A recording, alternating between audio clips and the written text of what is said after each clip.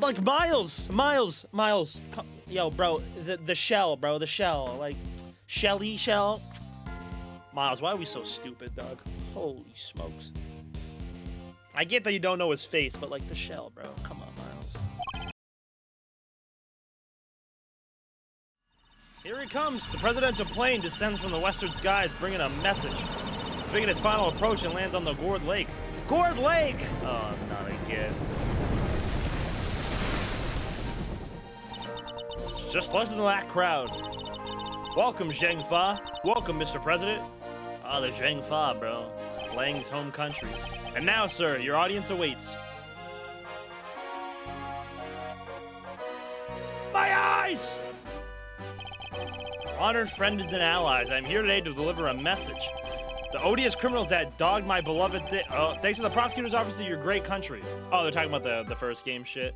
Oh, nah, not an assassination. You have our most heartfelt gratitude. However, friends, do not forget, the battle against evil rages on. Here today, I make you this solemn promise. We shall crush the wicked with the righteous hammer of justice. Oh my god, bro got assassinated.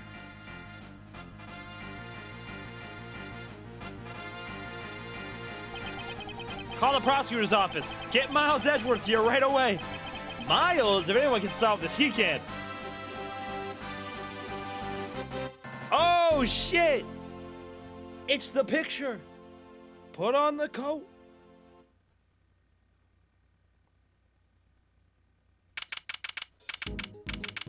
I love how they call Miles by name. The animation went up a little bit in this game too.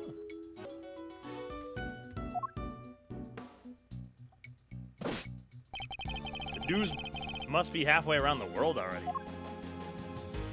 Miles, sir. Gumshoe! I like the music. After all, it's not every day an attempt is made on the life of a nation's president. Oh, an attempt. Okay, so he didn't die. Okay. So it's just... Okay. My name is Miles Edgeworth, and I work as a prosecutor. I came as soon as I got the call. The moment the phone rang, I knew it was serious. Mr. Edgeworth! Thank goodness you're here, sir. I love how they give you question marks like you don't know who this is, but... This is Dick Gumshoe, a detective with the local precinct. He's the one usually assigned to my cases. How is the president, detective? We still don't know, Mr. Edgeworth. The medics just boarded the plane a few minutes ago. I see. I hope he's alright. Then I suppose you better show me the scene of the crime instead. Right away, sir. Hey! I said hey! Yeah, you Ruffles. Ruffles? What the fuck? Hmm? Who's that? You're the prosecutor in charge of this case, ain't you? Want to give me your first impressions? Anything striking y'all as odd? No comments. Detective Gumshoe, with me. Come on now, Mr. Prosecutor, don't be like that. Mr. Edgeworth, wait for me. Now, Detective, I need the facts of the case in as much detail as you can give me.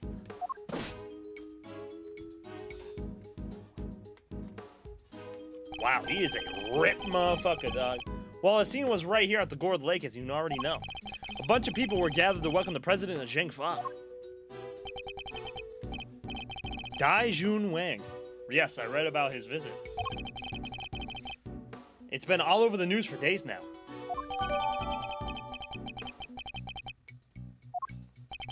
It was raining until just before he landed. Luckily, it let up, and he went on stage as planned.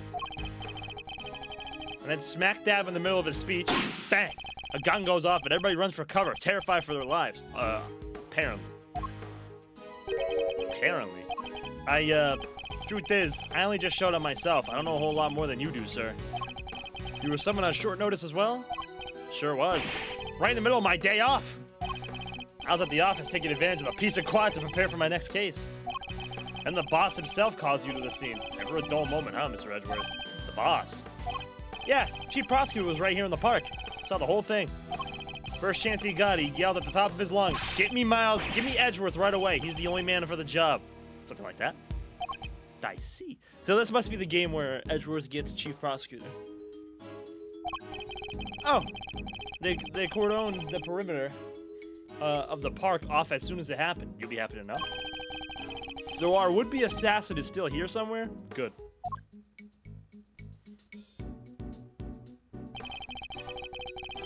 Now all you gotta do is find him in the middle of that crowd before they strike again. You're right. We don't know what else our culprit might be planning. These people are in danger. We don't have a moment to lose. Let's begin with the basics.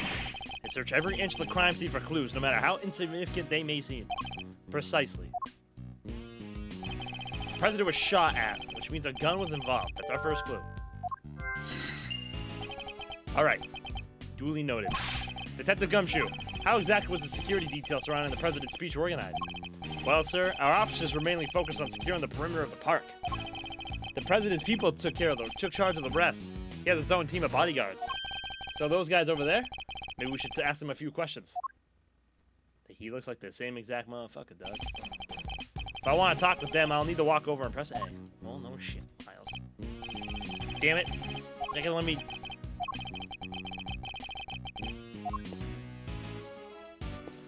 No way.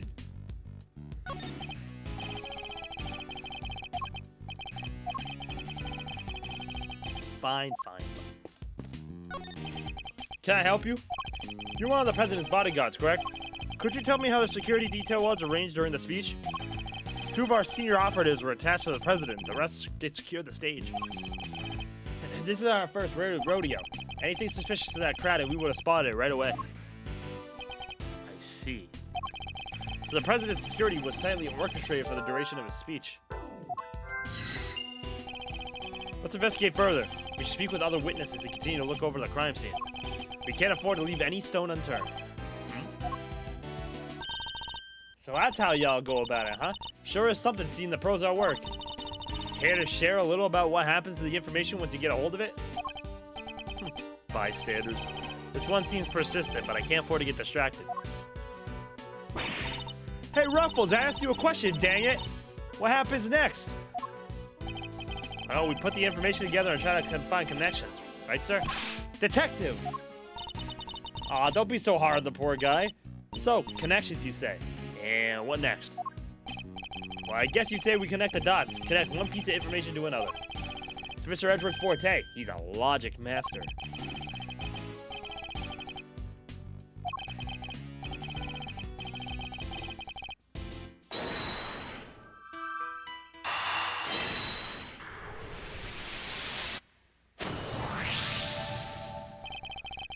Despite the president's tight security, the perpetrators still managed to carry out their attack. Completely undetected by a contingent of highly trained bodyguards, no less. No mean feat.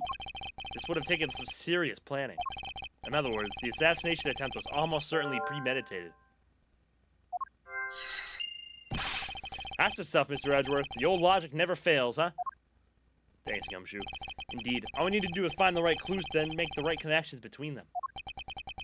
Make the wrong connections, however, and we'll only wind up further from the truth. Which means I must make well-reasoned connections if I intend to draw a logical conclusion.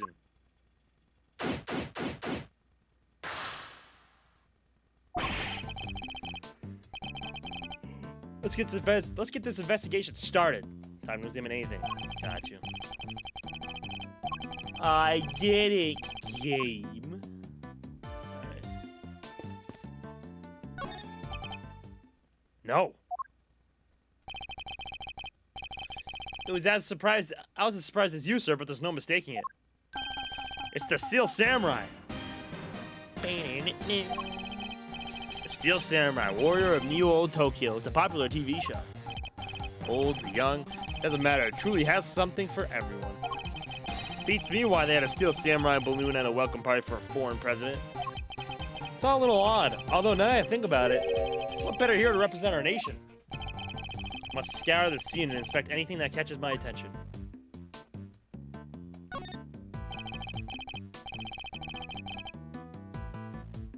Oh, excuse me. It's the flag of Zhang Fa. I told you it was just a year. Well, maybe. Can I actually look at the people? The current president, an attempt was made on his life and he gave a speech at an event. Damn, I can't believe bro missed. The key motif is a blazing red phoenix. Wait, what's this? Something the matter, sir? You don't see it, detective? There's something unusual about this flag. Compare it with the other one on the other side of the stage, if you will. Well, that's a beauty right there. Just look at it flapping in the wind. It's immaculate. Exactly, which is how a flag should look. But yeah, here we see quite a different picture. One thing in particular stands out, don't you think? Right, of course. God, I give up. Come on, spill the beans. You lead a horse to water. Look closely. Do you see the hole? That's a hole. Oh, look at that. You're right, sir. And not the burn marks around the edges. That's a bullet hole. There's no mistaking it. A bullet hole? So you're saying a bullet went through this flag? Breaks your heart, don't it? Oh, shit. It does. What villainy could have befallen him? Witnesses said he popped right after about when the gun went off, which would strongly suggest that a bullet struck the balloon. Looks like we had a case of cold-blooded samurai murder on our hands. This is sacrilege. I won't rest until the culprit has been apprehended. Detective, we cannot let this vile assassin escape. We won't, sir. You can count on it. Started out floating to the right of the lakeside stage, but has been popped. I think I've gathered enough information for the moment. Time to put the pieces together and see what we can figure out.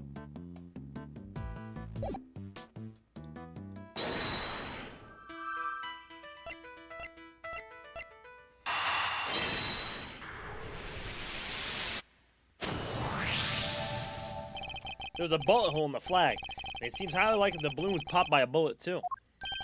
Which means 2 shots were fired, right, sir? Possibly even 3. The president was shot at as well, remember? Equally, the hole in the flag and the hole in the balloon could have been made by the same bullet. What we need to know is how many gunshots there were. That was fast. Alright, on with the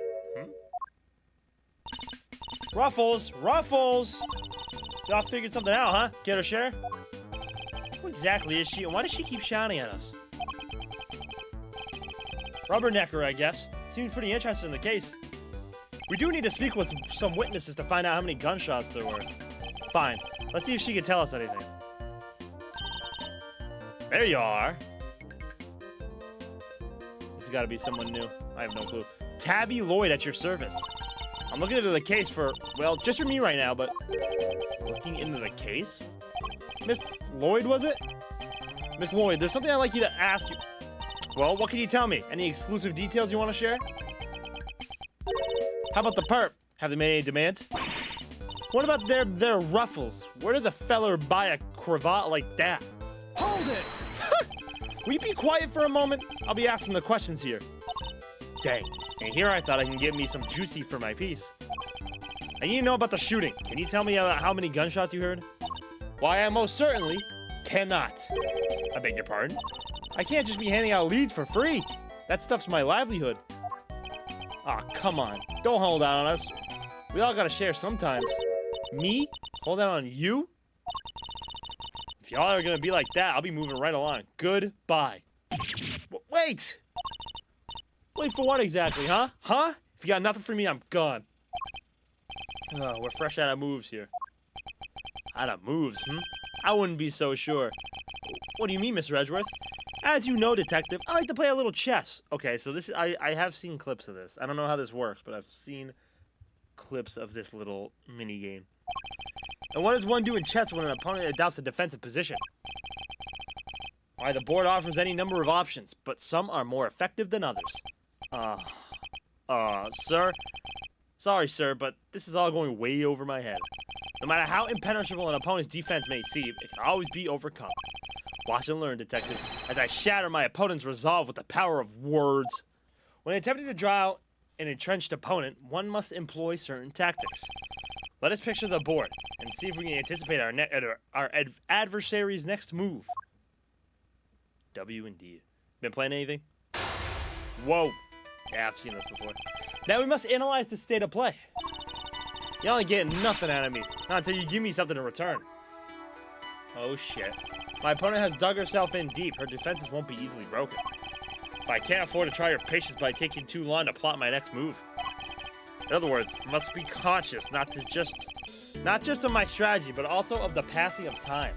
Okay, that's what that is up there. That said, I cannot afford to waste words either. In fact, it can pay dividends not to. My opponent gets too agitated. If you're fixing to ask me something, will you dang the will ask it already? I may be able to gain a tactical advantage by calmly biding my time. Then, when I crack in my opponent's armor, I pounce. I should begin finding out what it is that she does. All right, it's time to make my opponent my opening gambit. Mind chess. Commence. Ooh. Why don't you begin by telling me about what it is that you do? Sure. Or I could totally not do that. Think I don't know when to keep my mouth shut? That's my job. Is it now? So do something you won't or can't tell anybody about. Shut up! I ain't no lawbreaker. If that's what you're insinuating. Find my timer. You're clearly hiding something. Don't you see? There's nowhere left to hide.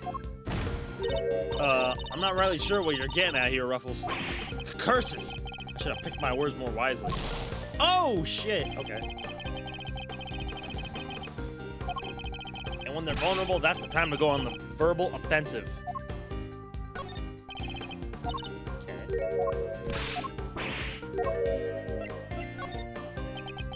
Huh. I'm a law-abiding everyday citizen. You got no reason to say otherwise. Forgive me, I meant nothing by it.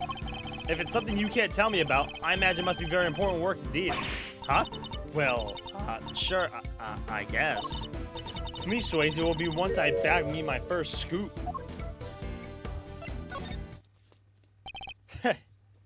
I see, it's a scoop you're after. So you're a journalist, is that correct? Dang. Sure. I'm your friendly neighborhood reporter. The hungriest cub on the beat. That's the mystery of what she does for a living solved. Oh, shit. Perhaps our hungry young cub has gathered information vital to the case. Let's make our next line of inquiry. With the opening moves concluded, the mid-game approaches. What else does she have to tell us?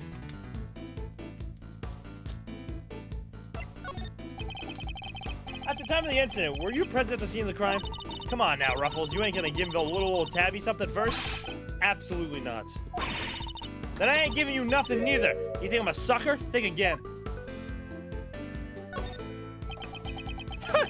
I love to just sit there and stare.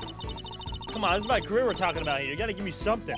Sadly, the more you know, the more you might find yourself in danger. I ain't scared. I'm a pro. It takes more than the sound of a little gunfire to faze me.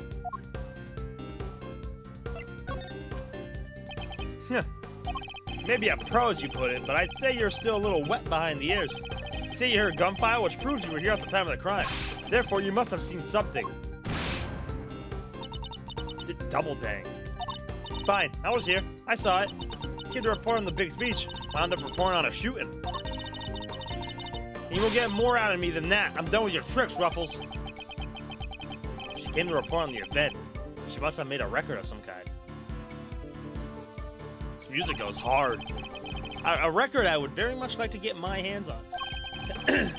This is quite the clue to where to take the conversation next. You're a reporter, which means you must have been making a record of some kind. You got more questions? You gotta give me something first. That's the deal.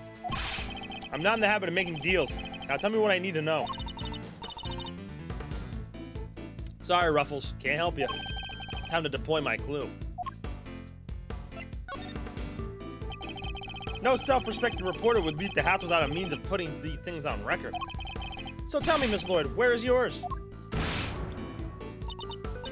Of course I made a record. I told you I'm a pro. Dang near wore my shoes out running around on this one. Which is why I'm not just about to hand it over to the first person who asks me. I'm not just anyone, young lady. I am the prosecutor in charge of this case. Don't you, young lady, me. You ain't getting it, no matter how many times you ask.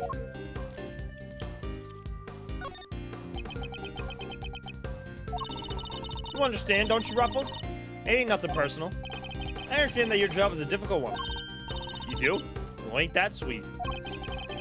In such a competitive field, you must sometimes doubt that you'll ever succeed. No, I'll go plenty far, I'm sure of it. Yeah. Just as long as I got my trusty tape recorder, I'll always be ready to nab me a scoop. There it is. Oh my god, I was almost ran out of time, bro. Intriguing. A young reporter, hungry for success. This minigame looks like it's gonna get hard the further we get into this game. Oh my god, I almost lost this. The tutorial, for fuck's sake. So dedicated to her craft that to leave such an important event unrecorded would be unthinkable. Indeed, she did not. She committed the entire event. Tape. Dang it! I just realized, is that a bear trap? Why'd you have a bear trap? This is my scoop you're messing with, my big break. Fine, sure. I'll record the whole darn thing. It's all right here. You got me, okay? Checkmate. He's gonna say checkmate every single time. Yay! You're something else, Ruffles. I'm trying to be all strong and silent, but you have me singing like a canary. Never mind that. Now play us the tape. We should finally tell us how many shots were fired. Fine, you can hear it, but I got conditions. You play me like a fiddle, Ruffles. Only the chief ever played me so good. So you gotta agree to be the chief number 2 and be mentored to a rising star, aka me. Chief number 2, huh? Kinda sounds like a second parent. It's a big responsibility, sir. And one more thing. I want exclusive reporting rights for the first 24 hours.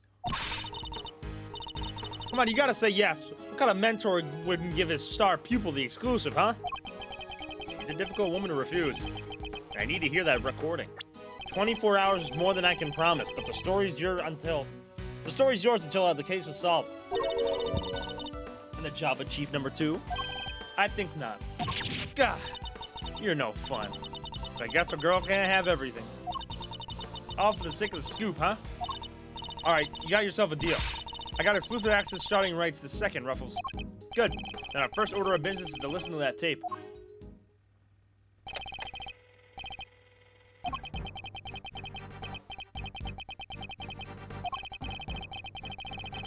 Bang!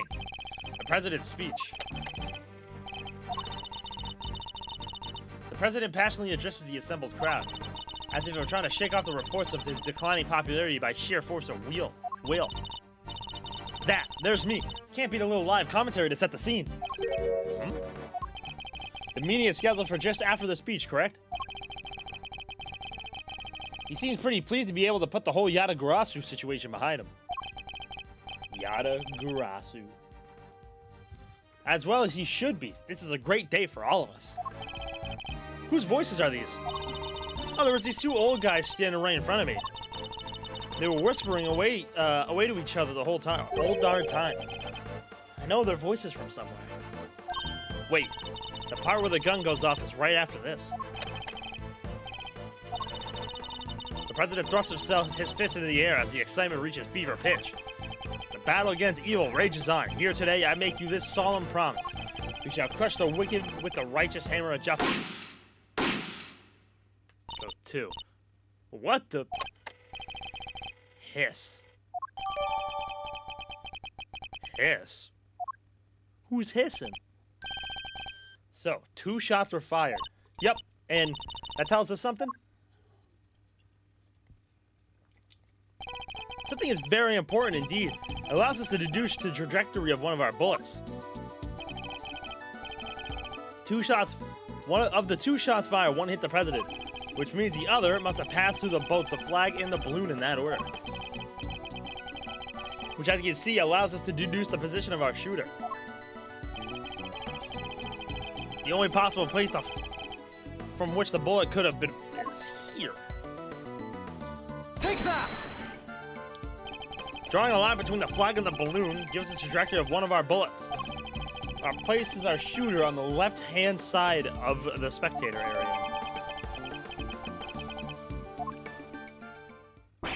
You're a genius, Mr. Edgeworth. Detective Gumshoe, I'll need to examine the left side of the Spectre area. Roger that, sir. So you need me to clear all those people out of the way, I guess? I do. What evidence remains to be found may already be deteriorating. So I need you to be quick about it. Yes, sir. Chief! Hey, I'm talking to you, Chief. I suppose you mean me, Miss Lloyd? I surely do. You gotta let me help out. This stuff's my forte. I'm the best crowd herder you ever did see. I'll prod, pummel, and push him whenever you like. Very kind offer, but I think a less hands-on approach might be preferable. Also, about this chief business, I am nobody's chief. Whatever you say, Chief, Mr. Edgeworth, sir, your wish is my command. I somehow doubt that.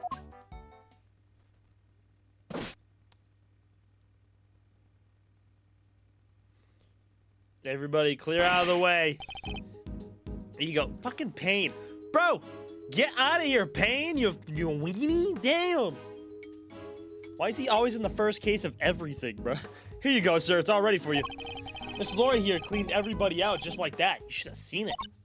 Oh, you ain't seen nothing. The chief, my other chief that is, she sends them running twice as quick. She sounds like quite a formidable character. Perhaps I should go easy on the poor girl. Thank you, but you really shouldn't have. All that running around. Your clothes are covered in mud. Allow me to pay for the cleaning. It's the least I can do. Huh? You mean my jacket? Oh, don't you be worried your pretty little head about that. It's reversible. All you gotta do is switch it around. Now Alakazam, no more dirt. On the outside, perhaps, but you still have something of a problem with the inside. Ready to get back to the investigation whenever you are, sir. The crowd has trampled the entire area. We'll be looking to find any traces of the shooter at all.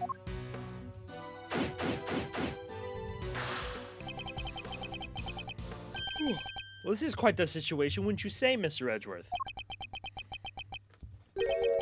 Who is he again? Oh my god, bro. It's Payne, Mr. Edgeworth. Winston Payne. We work together at the prosecutor's office. No one gives a fuck about you, Payne. He's a prosecutor? What brings you here today, Mr. Payne? What indeed? Why only the invitation of the chief prosecutor himself? His voice. I recognize it from the tape recording. Was he one of the men who was standing in front of Miss Lloyd? And where is the chief prosecutor? He had to leave, I'm afraid. He's a busy man. They let him, and only him, out through the cordon. So he had me summoned on short notice and then left before I even showed up? Rude. You even gotta pick through the trash yourself? A prosecutor's life ain't easy, huh? Detective Gumshoe. Right away, sir. No, we have Gumshoe do it. The faithful detective scrabbles through the garbage as the prosecutor looks on, his hands unblemished. Let's see now. Come to Papa, little treasures. Is he enjoying himself? Bingo! A popsicle stick. Gotta love the jokes they put on these. Detective! Sorry, sir. Relevant evidence. Relevant evidence. Huh? I think we got something. Good work, detective. Let's take a closer look, shall we? By examining a piece of evidence from all angles, we can uncover the hidden details. We sure can. Just tell me which way you want it, sir. You can rotate the item.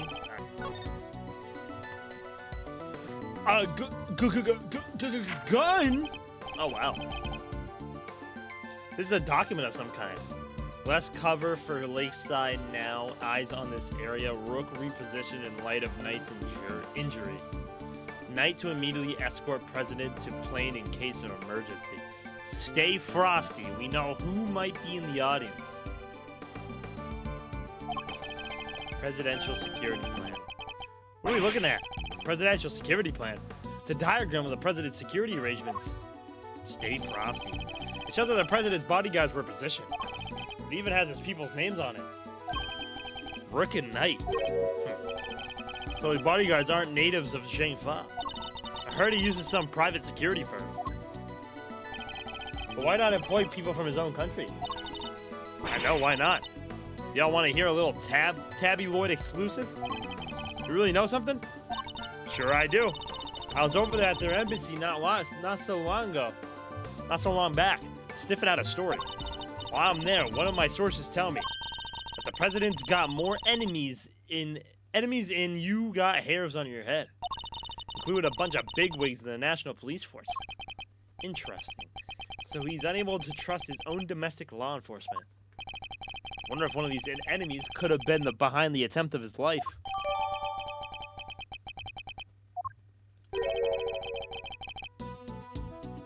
What the heck was it doing dumped there in that bag? You raise an interesting point. It's a document relating to a matter of a national security. It would surely be highly classified. Huh? Hey, there's something else in here. Yeah, y'all didn't see the gun in there? Gun? What? My. What's going on? What's a gun doing in there? Sir, this bag. It's gotta belong to the... Yes. Could well have been disposed by our would-be assassin. A revolver. It would have taken a lot of nerve to dump here amid all the chaos. Could this be the work of a professional? That would explain the security plan, too. I think we need to take a very close look at our latest find. 2 spent bullets in the cylinder matching the 2 gunshots heard on the recording. That proves it. This must be the weapon that was used. A laser sight. It can be lined up with a target and make aiming a bit easier. If I press this here... Yep, definitely a red laser. Could the assassin have used a laser sight to target the president? I feel like people would have saw that.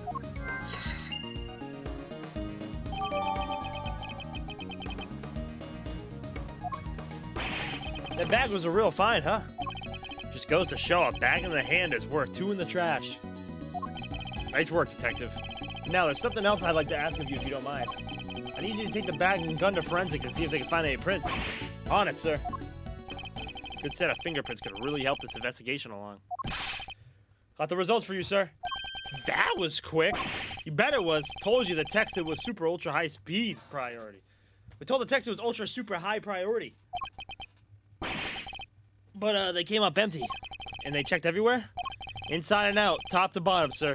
They even took the bullets out of the gun and dusted them. Should have known it wouldn't be that easy.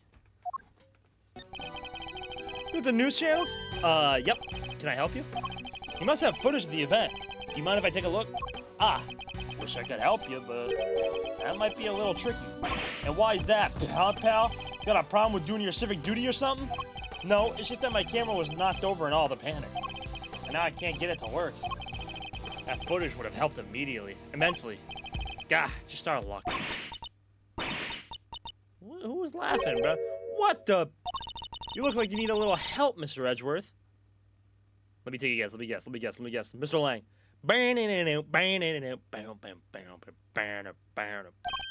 I know that voice. Never mind, Kay! Let's go! Honestly, I leave you alone for 2 seconds, but don't worry, your hero's here to save the day. That's right, the one, the only, Kay Faraday. Hero. Only you would give yourself a title like that. So you're not the great thief anymore? Not right now, but it's not like I quit. I'm just on sabbatical. I'm taking time out for some intensive training. Being the second Yatagarasu doesn't come easy. Kay helped me out on a few occasions about 2 weeks ago when I was working on a case. So this is only 2 weeks after the first game. The case of the Yatagarasu, a mysterious thief who seemed to appear or disappear at will. Who claimed only to steal the truth. She calls herself the second Yatagarasu, the successor to the so-called Great Thief. There's not a lock I can't open or a trap I can't escape. And when it comes to stealing, well, I'm still in training, but I'll get there soon enough. What are you doing here, Kay? What do you think I'm doing here? I've been enjoying the festivities, of course. I suppose you didn't mention being fond of such things. And afterwards, I was thinking of dropping by your office to see you guys, but now I don't have to. Good to see you, kiddo. You're as bright and breezy as ever. Hey, Gummy, how you been? Looking pretty full of beans yourself.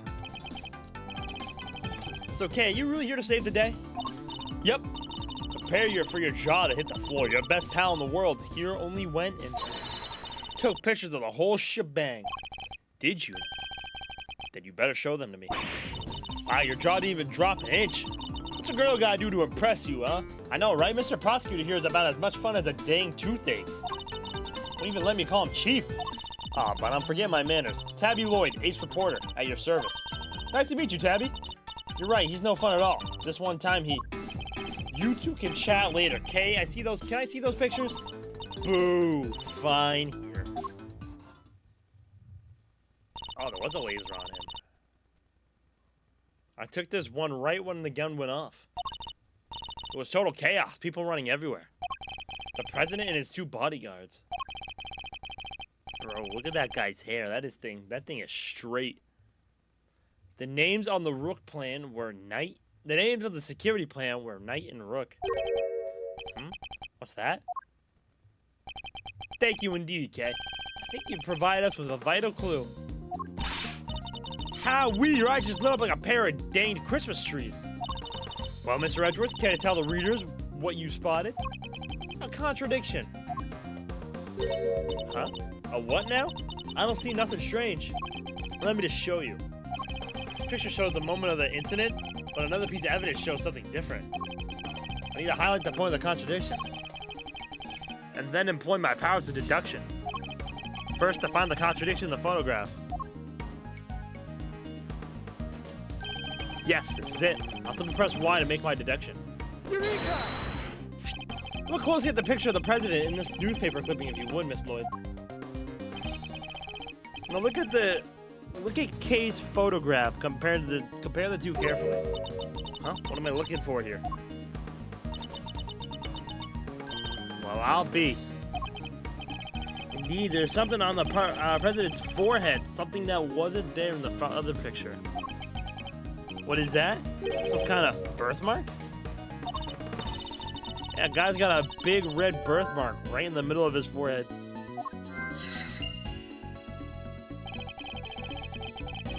I highly doubt a birthmark just sprang up there since the other picture was taken. Did he get bitten by a bug then, maybe?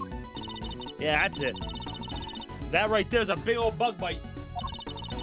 Here I thought it was something important. The look on your face. You should know that the road to the truth is paved with just such seemingly trivial details. Okay, with that face. All right. Duly noted, Chief.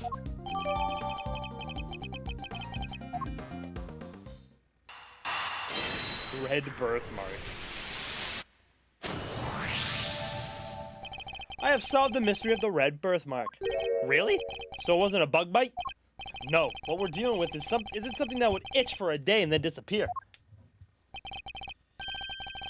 It is, in fact, the beam of a laser sight. Then our killer was aiming to shoot the president square in the forehead? Shortly after this picture was taken, a second shot rang out. Yeah, that's gonna do more than an itch. Indeed. I fear the president may be in even more danger than we thought. And that gun we found was the weapon used in the crime.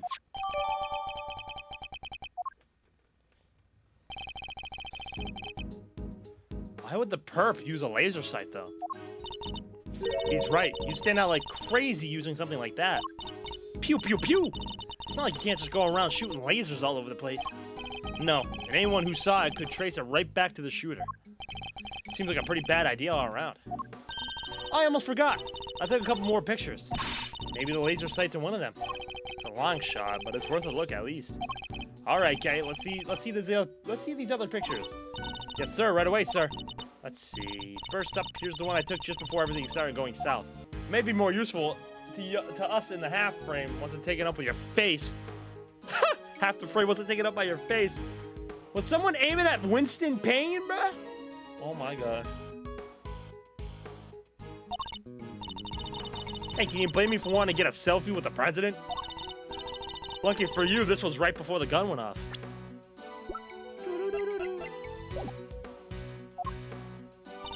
And this one I showed you before is just from after the first shot was fired. The second shot just came seconds after this. Then there's... Bro, got a picture. What's this? I can hardly see anything. Picture of someone's ass. Can I see anything here? No. Got knocked over when everyone started running right after that last picture. Guess I must have pressed the shutter by accident. Not sure how this one's gonna be much use, kid. And that's all of them.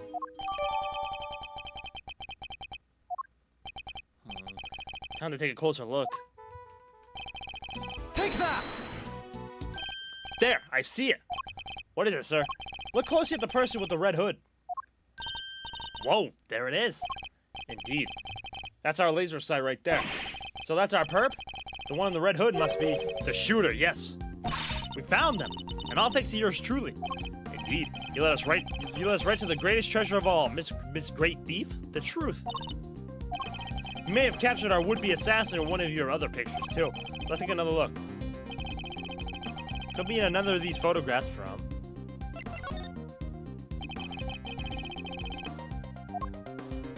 Take that! Look, right there. A red jacket. That must be our suspect. Looks like they took advantage of the confusion to make their getaway. Luckily, we can't see exactly where they were headed. Ah, the samurai dog stand. Precisely, which means they escaped towards the right-hand side of the spectator area. Detective Gumshoe, on it, sir. Consider it cleared. Good, I'm counting on you. All right, everybody, move it, get out of the way. Oh, wow. We have you now, my little Red Riding Hood. The entire park is cordoned off, and we know which way you went. Now it's simply a matter of hunting you down. Get his ass, Miles. Now, let's continue our investigation. There's evidence here somewhere. All we have to do is find it. Must scour the scene and inspect anything that catches my attention. What's this? A red button. Hey, do you think that... could have been dropped by a red hooded suspect? Yes, it certainly seems likely. There's something red down there. Detective Gumshoe, can you see what that is under the stand, please? There's something down here, all right. Let's see. Red raincoat. This must be the one the suspect was wearing. He must have taken it off and hid it under these before they made their escape.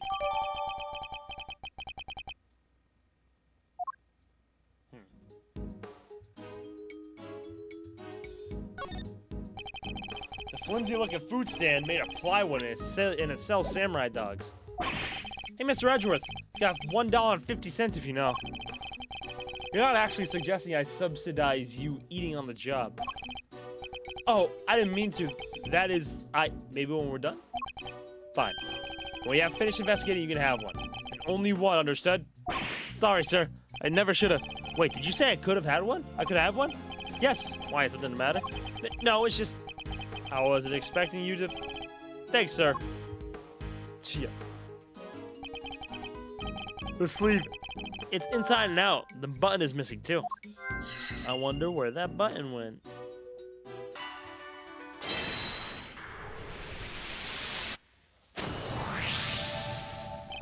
The button we found seemed to have come from this raincoat. It must have been pulled loose when the killer took it off. Huh. That right sleeve's inside out, too. It seems it was removed in a hurry, fast enough to tear a button off, no less. I surmise our assassin disposed of their gun and bag in the trash immediately after shooting at the president. They then slipped into a panicked crowd and moved from the left to right side of the spectator area. This was because they knew the trajectory of the bullet wound point to a shooter on the left side. Finally, they removed the raincoat and hid it under the samurai dog stand. The killer would have needed to get rid of the coat as soon as possible, since it's hurry removal. The fact that the right sleeve is inside out is a testament to how quickly it was taken. Yup, that and the missing button. The question, of course, is why didn't the same thing happen to the left sleeve? Oh yeah, that's right. Only the left sleeve is inside out. Indeed. The button on the left sleeve is still surely attached. So, what does this mean, Mr. Edgeworth? And for to answer the question, detective, we'll need to inspect the raincoat for more detail. The right sleeve is inside out. You can clearly see where the button was torn off. Yes, whoever discarded this raincoat did so in quite a hurry. Let's take a closer look at the inside of the raincoat. Detective Gumshoe? Yes, sir. Blood? Blood? This is a blood stain. And considering where it's located, I'd say that the blood belongs to our would-be assassin. So we're looking for someone with an injury. Not just an injury, detective. An injury on their left arm. Huh? How do we know that? It's simple. The right sleeve is inside out, suggesting that the suspect removed the raincoat in a hurry. Covering the left sleeve is just as we would expect it to be. Therefore, the suspect's left arm was never in the sleeve in the first place. And once we understand that, everything else falls into place. Now, detective, there's a bloodstain on the left side lining of the raincoat because the suspect's arm was too injured to fit through the sleeve. Precisely. Or else we could say that there is a good probability that that was the case. The pieces are starting to fall into place. Oh yeah. Detective Gumshoe, I need you to go and search the crowd for likely suspects. I'll talk about it later until when more people are here too. I need you to go and search the crowd for likely suspects. Yes, sir. Suspicious characters with injured left arms coming right up. Get in there, detective. You're even smarter than you look, Ruffles. Taking all them itty-bitty pieces and putting them together like that, you'll have your man in no time. That's Mr. Edgeworth for you. I'm so glad Kay's back. The park is still cornered, so our would-be assassin should be in that crowd somewhere. Don't let me down, Detective Gumshoe. It was fine until my grandmother annoyed the shit out of me. God damn it, Granny. Why does he look so sad? Gumshoe, what happened, bro? Mr. Edgeworth, we found someone who fits the bill perfectly, sir. Way to nab the assassin, Gummy. Hold on, Kay. It's a little soon to be jumping to conclusions. For the moment, they're a person of interest and nothing more. Understood? Okay, no jumping. But he's our shooter, sir, I'm sure of it. He's the guy who tried to take out the president. In broad daylight, surrounded by a crowd of witnesses? This is no ordinary assassin. Bring him over here, detective. Carefully. Yes, sir. Come on, boys. You heard Mr. Edgeworth. Hold a second. This dude? This guy's still alive? This is that Shelly the Killer motherfucker, dog. The Killer. Man. It would be him, wouldn't it? No umbrella and a bandage on his left arm. Well, pal, state your name already. Doe. John Doe. Charmed, I'm sure. How does Edgeworth not recognize this guy? I mean, I guess technically they didn't see him. The only person that saw him was Phoenix and Maya. I don't think Edgeworth saw him. But the card, Edgeworth, the card, the shell. Edgeworth, come on, dog. John Doe. Not a name you often hear in real life. That's correct. I know this man from somewhere. I'm sure of it. Oh my god, Edgeworth. And you are Prosecutor Edgeworth? You know my name? Of course. I have been following the days of development with some interest. Now, perhaps you care to explain why you're asked to speak with me. As you've been following our investigation, you're no doubt already aware of who we're looking for. So let me ask you, do you recognize this raincoat by any chance? Forgive me, but I'm afraid I do not. I see. Well, I believe its owner to be the would-be assassin we are seeking. Well, my. Well, isn't that just shocking? And this same would-be assassin happens to have an injured left arm. Just like you. All I can tell you is that I had nothing to do with this unfortunate affair. The two adversaries stare at each other down, their eyes like deadly lasers. Care to tell the readers what happens next? A showdown, that's what. A battle of wits, a battle of words. Dare I let him explain any further what he thinks this upcoming battle will entail? Detective Gumshoe, if you've quite finished leaking my professional strategies to the press... yes, sir. Sorry, sir. Thanks a bunch, you big old grouch. As if it would have done any harm. I don't need a tutorial, let's get it. I can understand why whoever wore the raincoat would be of interest to you. I'm trying to think, what is with that ice cream, bro? But you have no proof that this person is injured as you claim. My left arm may be injured, but I still can use my right. When it started raining, I simply opened my umbrella. No raincoat required. So you contend that you were not wearing a raincoat. Is that correct? It is. Is that so strange? Not everyone wears one after all. I happen to prefer an umbrella. Team raincoat over here. They're perfect for when a girl really needs to move. Heck, I don't use neither. Come rain, sleet, snow, or shine, it's my trusty parka every time. Not exactly the line of inquiry I was hoping to pursue. So you see, I am not your would-be killer. And I'm not in the habit of making baseless accusations, Mr. Doe. Please, I am just a simple ice cream sell... Oh my. Forgive me, my wound seems to have begun bleeding again in all the excitement. The owner of the raincoat is definitely our assassin. Said owner also has an injured left arm. I'm on to you, Mr. Doe. It's only a matter of time. I'll press him. Press him. So you admit that whoever wore the raincoat is a person of interest? I know they are. I was able to find the most of your investigations from the spectator area. One never thinks one could get caught up in such an awful thing as an assassination. Hold it! So you'd like to see some proof that the owner of the raincoat has an injury? I would certainly expect such a renowned prosecutor to have some. I still don't understand how you know who I am. Come on, Mr. Edgeworth. You're famous. He probably read about you in the newspaper. I have also been observing you and your work. Lest you forget. I don't believe a word he says. If I could prove he's lying, we'd be one step closer to apprehending our shooter.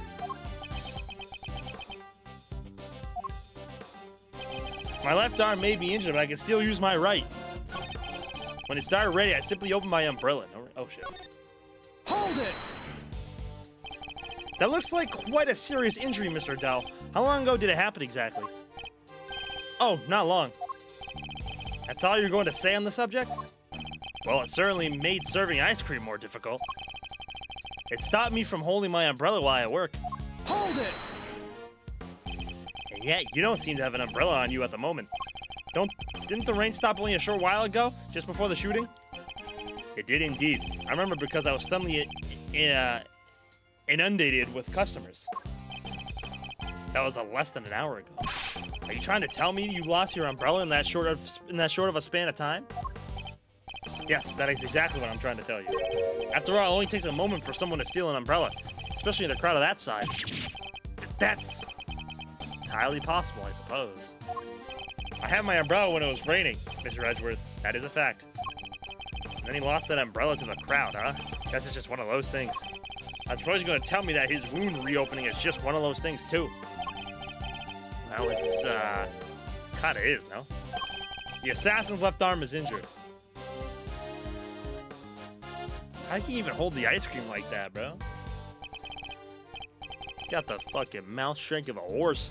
And Mr. Doe's. Why is it even why it's even bleeding as we speak? You're right. That is pretty suspicious. Nonetheless, we need to find something concrete that will link Mr. Doe to the crime. Objection! Yeah.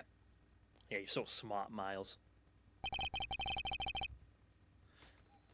You seem like a careful man, Mr. Doe, but not quite careful enough. After all, you left something behind. Something of vital importance. I'm afraid you must have me confused with somebody else. That coat does not belong to me. Also, did he use the napkin to wipe it off and immediately put it back on his ice cream? Yep. Yes, he did. And there's no way a cherry holds like that on an ice cream either. Or do you claim to have some kind of proof to support your accusation? Your arm isn't troubling you too much, I hope. Your wound seems to be bleeding again. I'll survive, although I can't pretend it's not something of an inconvenience. You have my deepest sympathies, because if it wasn't bleeding quite so badly, you could have perhaps made a clean getaway. What exactly are you insinuating? As we have already established, whoever wore the raincoat is injured. And now I can prove that person was you, with this decisive piece of evidence. Not the ice cream sweating. You see, Mr. Doe, there is a small amount of blood on the inside of this raincoat. Blood that belongs to our assassin. Oh. Wow. Attempted murder of a foreign leader causing a diplomatic incident. They'll throw the book at you. You can give us a silent treatment all you like, but we don't need you to talk. A simple blood test will give us the answer we require. All it takes is for us to compare the blood on your bandages with the one on that coat. And And that will be that. We have the evidence. Why don't you make it easier on all of us and come clean? Admit that you were the one who attempted to assassinate the president of Zhengfa.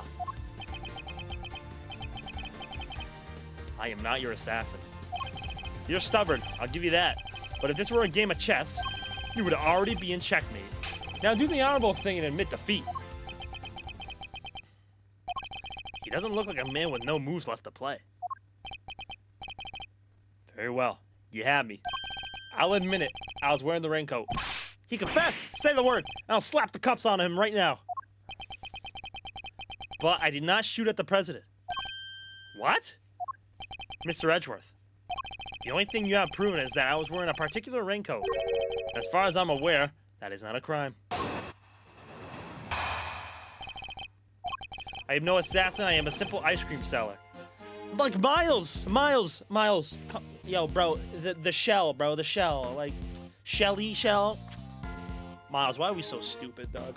Holy smokes. I get that you don't know his face, but like the shell, bro. Come on, Miles. One who happened to be wearing a red raincoat while watching the president speak. I was as surprised as anyone when his bodyguards sprang into action and the shots rang out. That's when the spectators panicked and started running and screaming for their lives. Now, are you finally satisfied that I'm telling the truth? As if. Your story stinks. Yo. You don't scare me. The evidence is on our side, you know. Look, it's right there, plain as day. The assassin, and they're wearing a red raincoat. Intriguing, but that is not me. Oh, come on. Tell me, Mr. Edgeworth, do you really think I was the only one in the entire park wearing a red raincoat today? I do, actually. But then why? Why does he seem so sure of himself?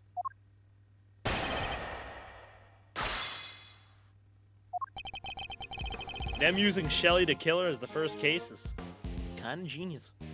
Hold it! A simple ice cream seller, but a knowledgeable one, I assume. On the subject of ice cream, at least. But of course, ask me anything you wish. Ah! I don't know the first thing about ice cream. You know what the, most important thing about making ice cream is, of course? God, Mr. Edgeworth? Why, the most important thing about making ice cream is to approach it with a virtuous heart. And what does virtue have to do with anything?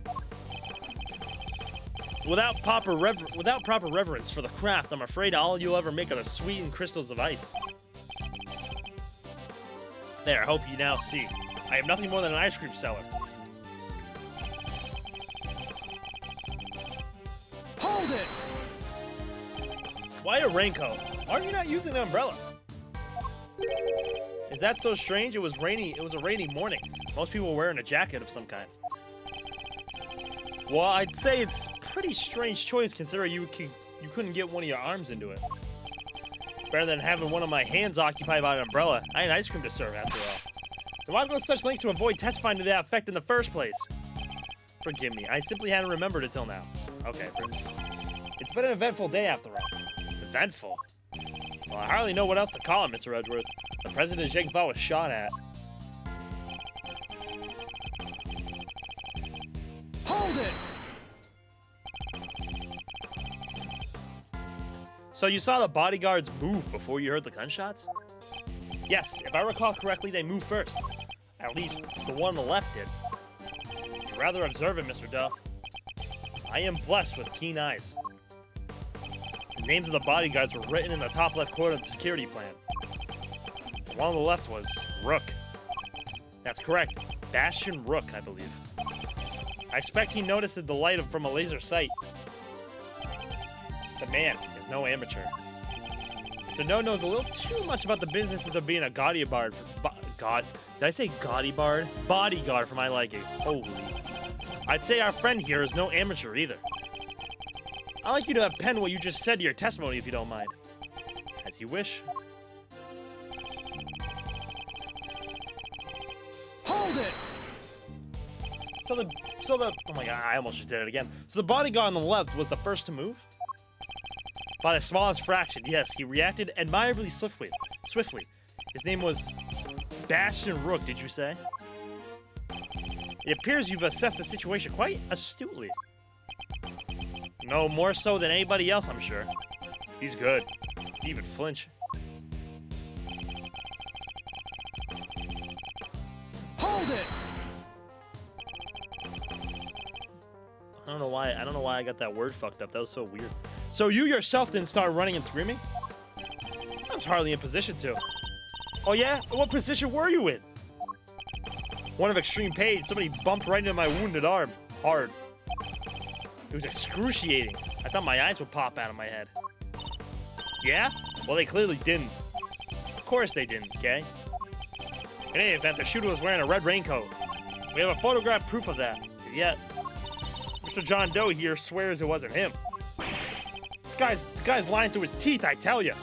No one gets away with disrespecting Mr. Edgeworth, pal. Not on my watch. Calm down, detective.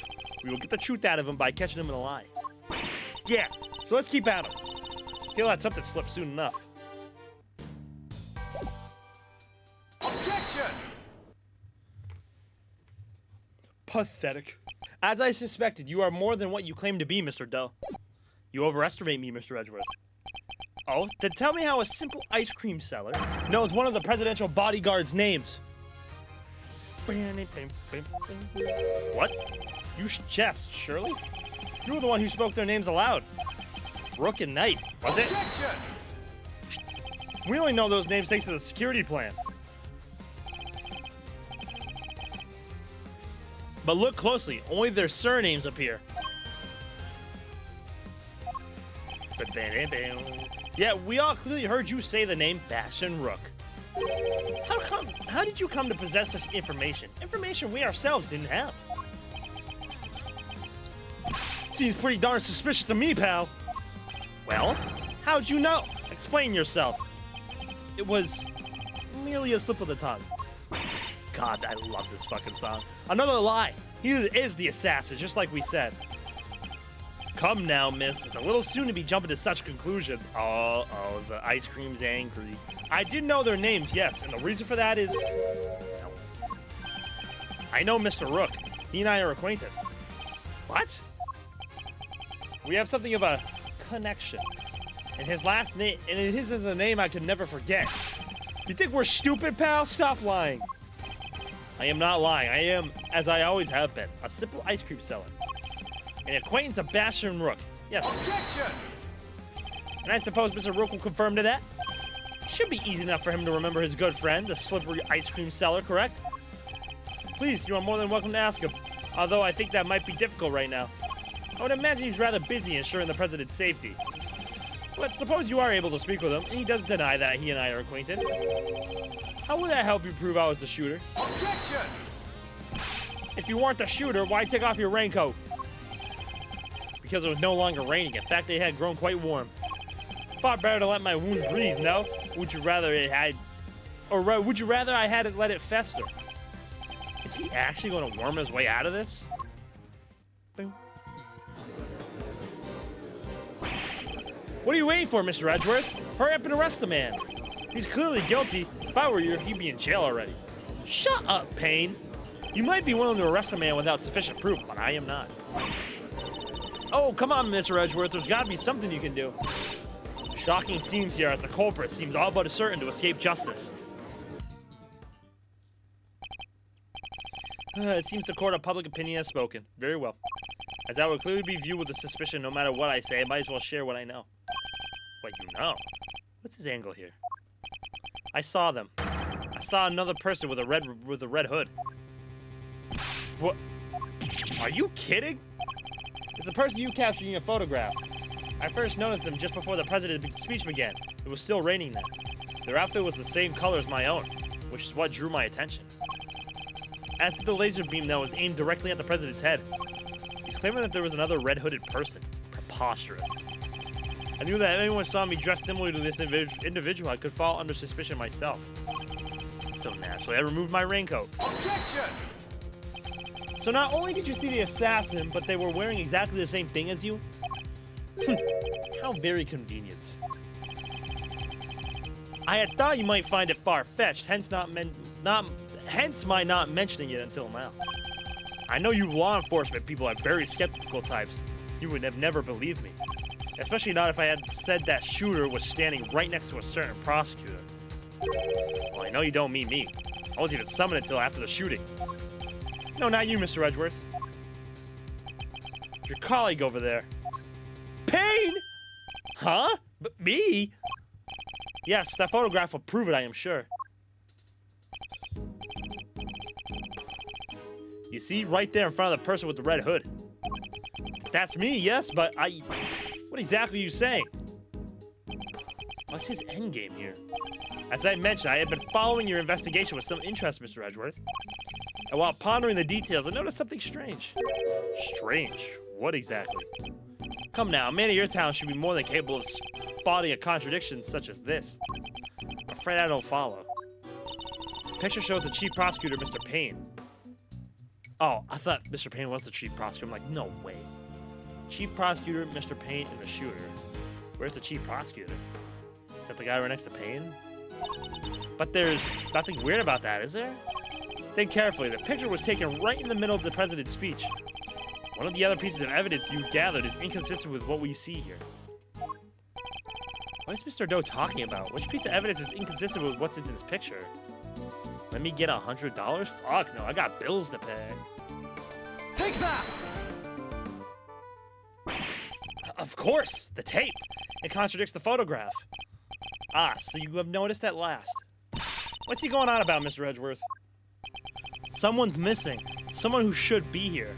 Huh? But who? Who indeed? The person who is missing from this photograph is... Take that! Huh?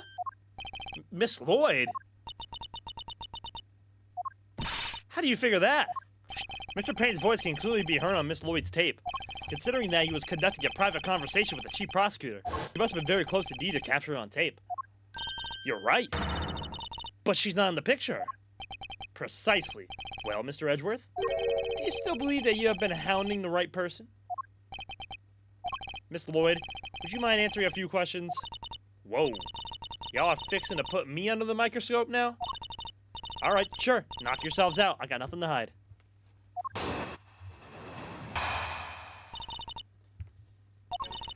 I ain't like I was standing still the whole time. Oh, shit. This music. Nah, I was running around all over, roving reporter style, and that was a big old crowd.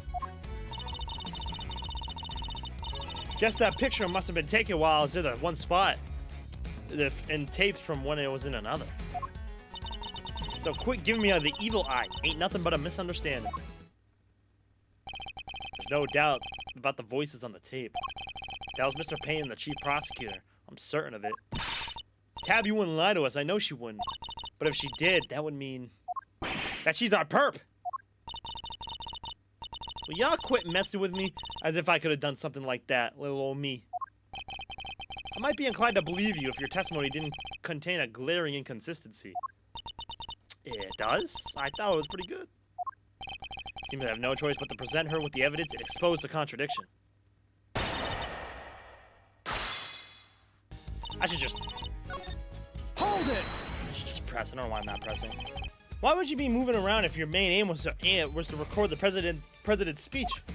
What now? How do you mean? Surely the speech would have been best recorded from a single consistent position. Well, see, that is, oh yeah, ambiance. That's the word I was looking for. Gotta capture the ambience. Can't put that electric atmosphere down and print if I don't have a bunch of tape for the inspiration. Surely all you achieved was to fill the tape with unwanted background noise. Y'all are questioning my methods now? I don't do standing still, alright? Hold it! You were running all over? Where exactly? Here, there, and everywhere, I guess? Well, y'all don't know what all over means. You think I remember exactly where I was in a crowd like that? What do y'all want from me? I'd like to at least tell us whether you were to the left or the right of the stage. Left? Yeah, left, I think. The suspect in the picture was on the left-hand side, too. Coincidence?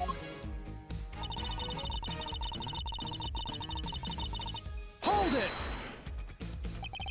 So the fact that you were not in the picture is to be expected. Is that what you're trying to tell us? Surely is. I caught your pals, prosecutors, on tape while I was in one part of the crowd.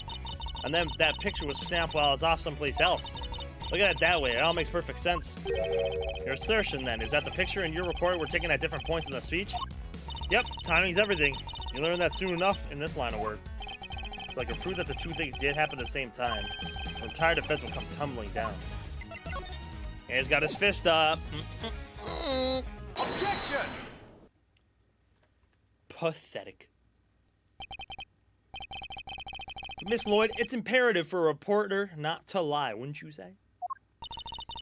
You're dang right it is, and I don't lie.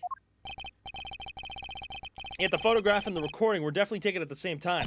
What? You can't prove that. Oh, but I can. The evidence is right here in these pictures. This one in particular shows something that lines up precisely with when you were making your recording. See here? The president has his fist raised. And what about it? Should this guy to play us a tape again? See, it ain't that simple. What if I were to tell you that you don't have a choice? You don't make it easy, do you, Ruffles? Remember, we are concerned with the moment the president raised his fist. No criminal organization, no matter how big, is above the law. The president thrusts his fist into the air as the excitement reaches for your pitch. There! That's the moment right there! Correct! We've now confirmed when it occurred in the recording. Which means... Tabby should be in the picture too. And she is right here for all to see. Right there for all to see. For Miss Lloyd is in fact the person with the red hood. What? Oh, damn. The bear trap. So you're our shooter, huh? No. I don't even own a jacket like that. That's right. From everything we know, the owner of the red raincoat is John Doe. We have already proven that the raincoat belongs to Mr. Doe. You, Miss Floyd, were wearing something else. Something that also happened to have a red hood. So, there were two people with red hoods all along? Indeed, Mr. Doe's last statement was true. Wait, but we only found one raincoat. Where's the other one? Our ice cream seller never mentioned a raincoat, only a red hood. So tell us about your jacket again, Miss Lloyd. Oh, because it's inside out. You can see it's red inside. This old thing? Well, the best thing about it, like I said, if you get mud and such on it, it's reversible, see? So you just turn it inside out and... Oh!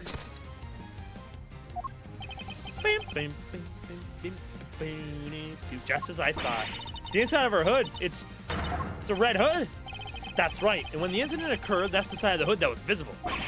What's going on here? What are you really up to, huh, pal? Wait, I never even wore it that way around. Perhaps if you would allow us to examine it, we would confirm that for ourselves. And y'all are gonna confirm that how exactly? It was raining right up until the president's speech, correct? That much has been established already. And as you said yourself,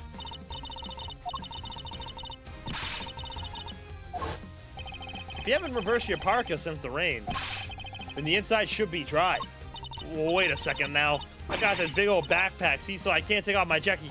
Yeah, maybe I could show y'all some other time? You think an excuse like that weak is gonna wash with Mr. Edgeworth? Oh. Well, what are you waiting for? If you're innocent, take it off and show us. It wasn't me, I swear. I never shot the danged president. I could never. That's true, Miss Lloyd. And your best option is to cooperate and tell us the truth. Is there a particular reason why you chose to wear a parka with a red hood here today? I'm sorry, Ruffles. There's something I never told you. Something I couldn't. But I'll come clean, I promise. Just go easy on me now, you hear? Was that Mr. Dobra? Or should I say Shelly? Who said that? Hold your horses. It's a little soon for the end game. Now this is Lang. Nope, never mind. This whack-ass motherfucker with this whack-ass neck brace. That goes for you too, Mr. Prosecutor. You lost this one the moment you made your opening move. That's one of the men from Kate's photograph. Guess I'd better introduce myself. Oh, you think you're slick, huh? Oh, okay. Oh, I see. The name is Bronco Knight. I'm the president's personal guard. And second in command of his security detail. Eek. Point that thing someplace else, pal. What the heck's wrong with you? Sorry, can't help myself. It's just too much fun being this good. Yeah, I don't trust you. You're not a member of the law enforcement, so how'd you get a gun? This old girl's on loan from Zheng Fa, temporarily issued to us presidential bodyguards. Anyway, never mind that. I got 2 tidbits on news for you. You want the good or the bad first? Choice is yours. I'm indifferent. Whichever you prefer. Really? You giving up the first move advantage just like that? Whatever, you're lost. Guess I'll push out the first pawn then. So you play a little chess, I take it. Ah, a fellow fan, are you, Mr. Red Suit? The name's Edgeworth. You can say I dabble. Duly noted, Mr. Edgeworth. I'll start with the good news. The president's okay. Didn't suffer much of so much as a scratch. He didn't? That's a relief. Particularly for you, for the young lady here, that means there is no longer a murder charge on the table. That is good news, huh, Tabby? Yeah, 'cause I never... Now for the bad news. The only reason the president's alive is because we bodyguards did our job. One of us did anyhow. Our boss. Put himself in the line of fire.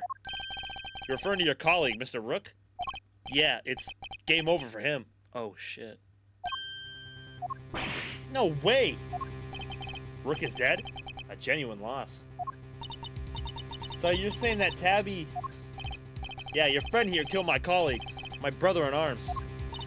Aw, heck no. I didn't do it. I didn't kill anybody. I could never. I'd shut my mouth if I were you, murderer. Oh, shit. Sure, we did what we had to, sacrifice one of our pieces to protect the king. But to lose someone like him during a castle, it's a real shame. Castle? What's that even mean? It's a chess term. Very simplistically speaking, it's a move where a rook switches places with the king. Then why didn't you just say so? Mr. Knight, was it? Yeah, what? We need to see the victim's body right away. And if possible, I'd like to ask the president a few questions. Sorry, no can do. And why not? That's the third piece of news. Is this piece you're gonna like the least? But you said there are only 2. The National Police Force at Zheng Fa will be handling things from here. What? You better be kidding, pal.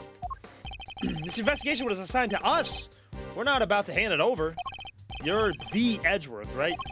The one who solved the Yatagarasu case? The president mentioned you. I'm honored to have warranted his attention. Makes sense that the chief prosecutor would assign this one to you. Wait, did the chief assign me to appease the president? But that was a mistake. A big one. Should have given the case to somebody with a spine. You're free to take it up with the president, with President Wang, if you enjoy diplomatic incidents, that is. You're coming with me. We'll continue this on the presidential plane. No. I never did nothing, I swear. We can do this the hard way if you like, but in Zheng Fa, justice is served one way or the other. Yeah, she definitely didn't do it. Ruffles, come on, you gotta help me out here, please. Miss Lloyd. She was the one in the red hood, there's no denying that now. But I can't help feeling we still don't know the whole truth behind this case. I'm innocent, you gotta believe me.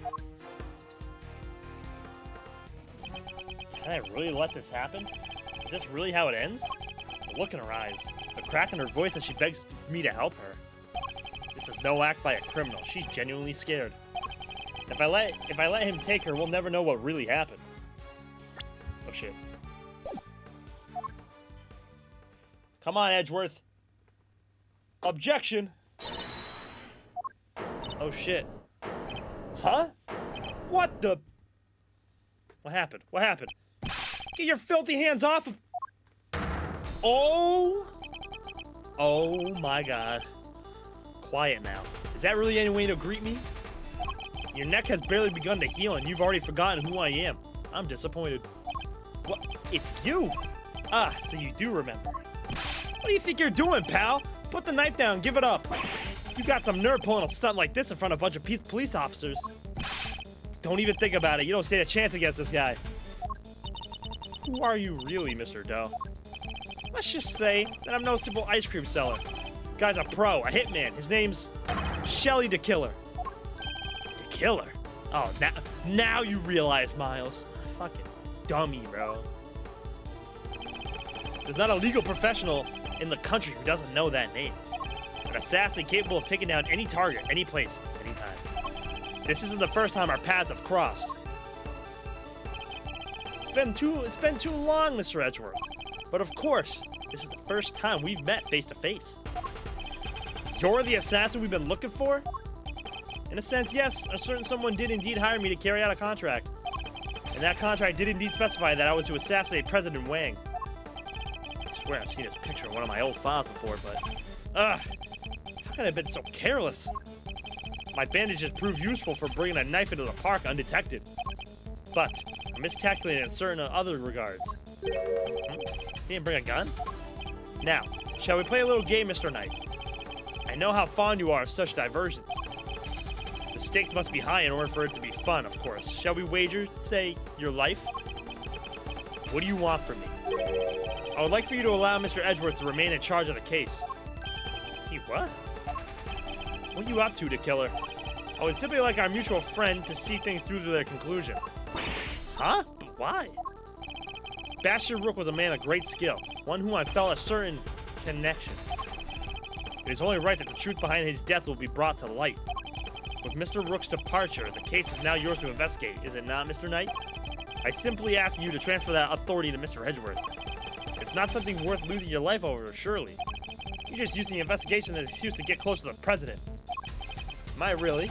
I suppose it is true that in order for the investigation to proceed, we will need to enter the presidential plane.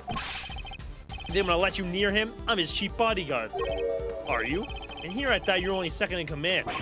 Rook's not around, that means I'm number one. I wonder if you have what it takes to step into such capable shoes. You? Of course I do. I'm the leader now. Me. If that is indeed the case, then I would ask that you make a choice worthy of a leader. Will you needlessly throw away your life, or will you allow the investigation to continue? Is he really doing this to gain access to the president? Does he even need to? What is he plotting? You have no objections, I trust, Mr. Edgeworth. Come, let us continue the investigation. What do we do, sir? It would seem we have little choice but to do as we're told. That said, listen, detective, and listen well. I'll buy us some time as I investigate. Meanwhile, you gather the other officers. Have them surround the plane and make absolutely certain that there is no way he can escape. Yes, sir, you got it. With the death of Bastion Rook and the revelation that Shelley the Killer was in our midst, the case had taken a turn we could never predict it. Mr. Knight ordered that the door to the presidential plane be opened, and the emergency personnel attending to Mr. Rook's body were asked to leave. With the scene clear, we stepped cautiously aboard.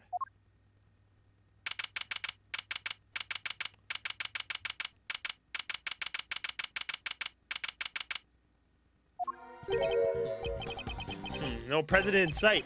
Now, where could he be? Who knows? Ah, so he's hiding behind the bulkhead door over there, is he? As courageous in the face of danger as ever. Ha! Sorry to disappoint, but did you seriously expect him to be standing here waiting to meet his assassin? As we have already established, my interest lies only in the successful conclusion of this investigation. Now, Mr. Edgeworth, if you would be so kind as to examine the body. All right. My only option right now is to play along. The rest is up to you, Detective Gumshoe. So the attempted assassination of the president has become the murder of a bodyguard. You look like you could use a little help there, Mr. Edgeworth. Not that I need it, but yes. That's what I thought. And then there's nothing else.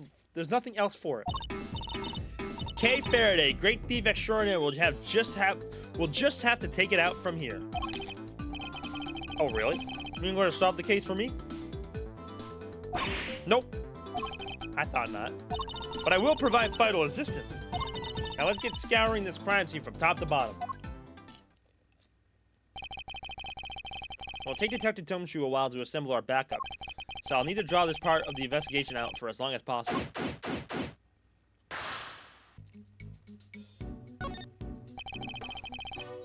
That's the outside of the plane.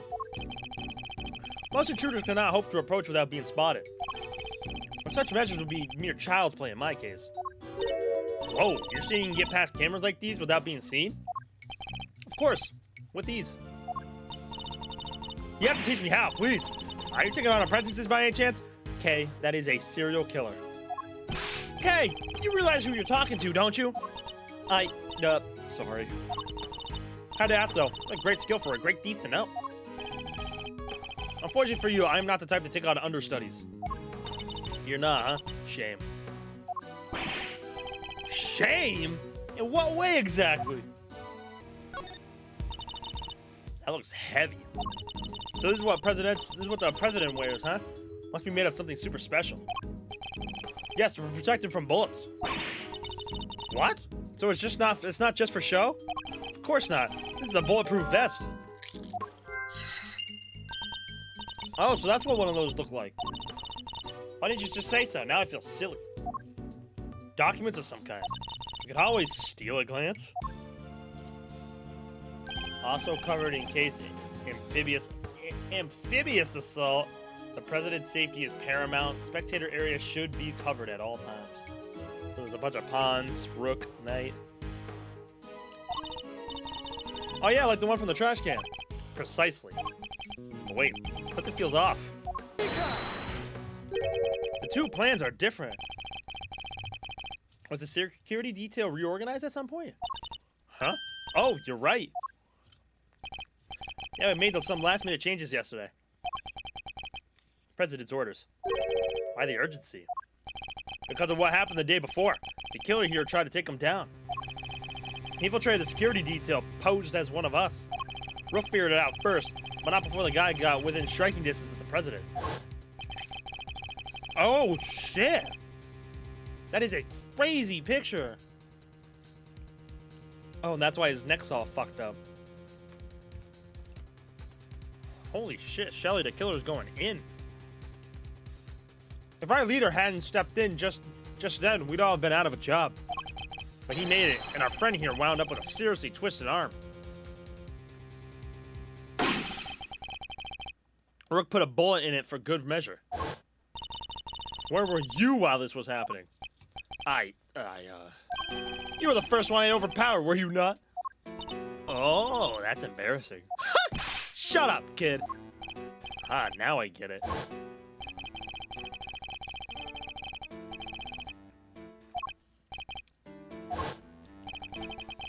Busted up my neck so bad I can't even look to my right. I was somewhat astonished to have sustained an injury at all. A testament to Mr. Rook's skill. He was truly a master of his craft. Unlike a certain other someone I could mention. I'm just as good as he ever was. You were a pawn to his queen, my young friend. What the heck do you know? So that's why you remember Mr. Rook's name. You admired his skill as a bodyguard? Indeed. While I was serving on the team, I learned the names of all the operatives. But his in particular stayed with me. And joined the very short list of those who have ever successfully wounded me. So that's the connection he was talking about. And that's why we changed up the security plan. Had to be sure there weren't any more assassins in the ranks. The president didn't want anybody on stage he didn't trust, and he only trusts two people. Me and Rook.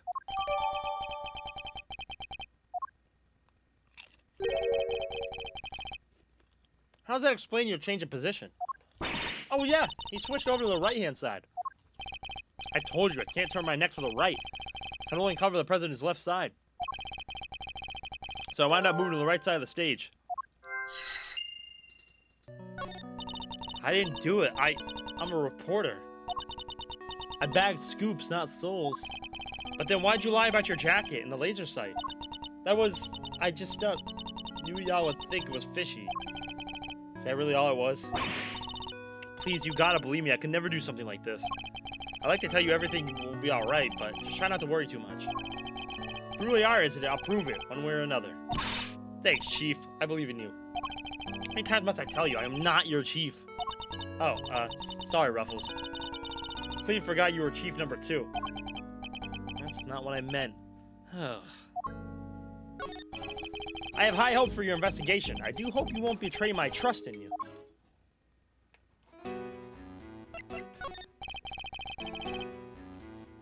Things are progressing well, I hope? There's no need to worry. Things are progressing just fine. Remember, I absolutely despise betrayals of all kinds.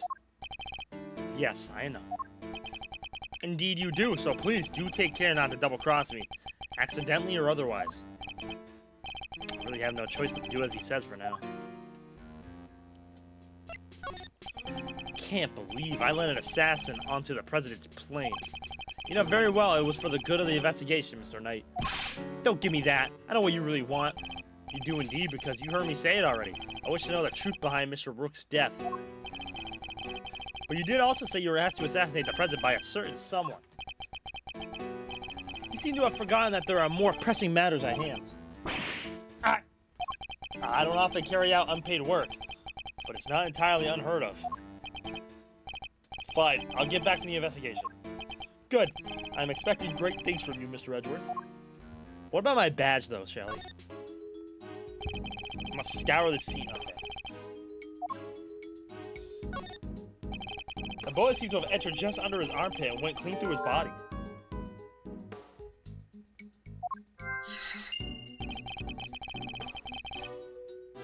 It was hit in an area his bulletproof vest didn't cover. Like it was on purpose or something, huh? The cause of death would appear to be loss of blood. Attempts were made to stanch it, but to no avail.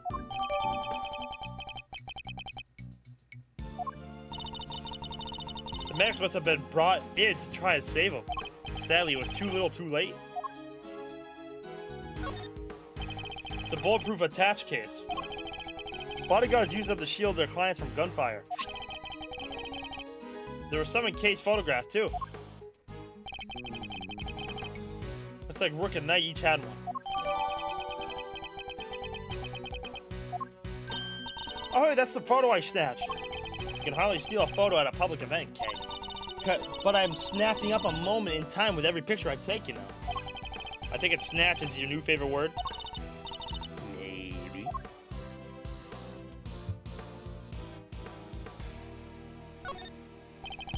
The victim, Mr. Bastion Rook, bodyguard to the president of Zhengfa. He's one of the guys that brought the president inside as soon as the shooting started. Which means he continued to do his duty right up to his dying breath. At least he'll get posthumously promoted? Okay. Better to know when to say nothing at all than to end up with your foot in your mouth. What do you mean? I mean, bodyguards don't even operate on the same rank promotion system as the police in the first place.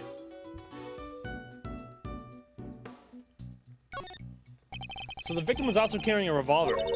Looks like he was trying to use it. He probably drew it on instinct when he felt and threatened. We should check to see if he managed to fire any rounds off.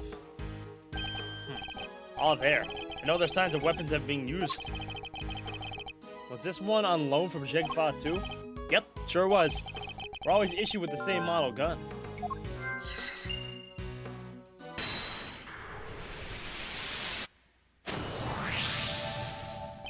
Two bullets were fired in total. We know this because two shots were heard.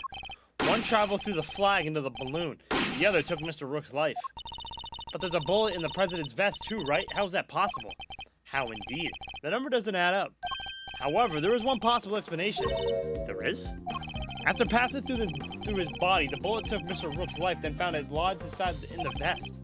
In other words, the two of the bullets were in fact one. No way. He's right. If the president had been wearing that vest, things could have been a lot worse. He wasn't injured at all by the impact. Even when obstructed by a vest, a bullet can inflict serious damage. Sure, I'm not a guy who's gotten broken bones that way, but the president's okay. He's made of strong stuff. Sounds like he didn't even need a vest. Let's not get carried away. I want that bullet's ballistic markings analyzed. Oh, remind me what those are again? Guns leave a unique pattern of grooves on every bullet they fire. By examining these grooves, we can use them to identify which gun it came from. Think of them as fingerprints as of sort. You can tell all that from a bullet? What are we waiting for? Analyze away. Might be easier said than done. That bullet hit solid armor. The impact will have completely flattened it. You'll be lucky if there's anything left for forensics to find. What? But I was all set for some analyzing.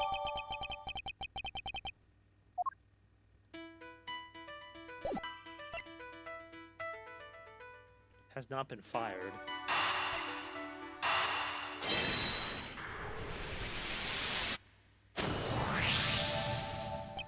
The two guns are exactly the same. Meaning it's likely that the one we found is also from Zheng Fa. Okay.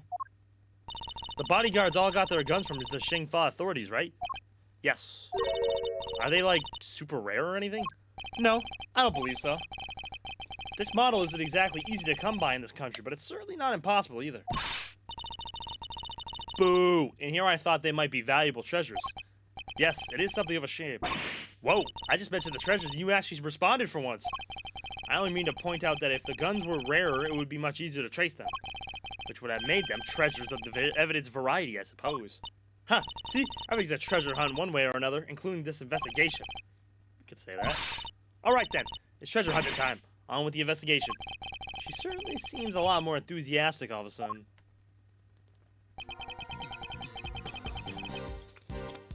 That's quite enough investigating for now. What is taking so long, Detective Gumshoe? Well, Mr. Edgeworth, have you solved the case? No, not yet. Is that so? Then perhaps interviewing another key witness might help you do so. Another witness? Who? You don't mean the most important witness of all, the man on the other side of that door. You really intend to have me question the president? Now, if you would be so kind as to summon him, Mr. Edgeworth. Stop right there, the killer. You're nuts if you think I let him anywhere near you. Well, Mr. President, I'm sure you are watching us through your security feed, aren't you? And hey, in which case, I politely request that you show yourself. That is, if you value your bodyguard's life.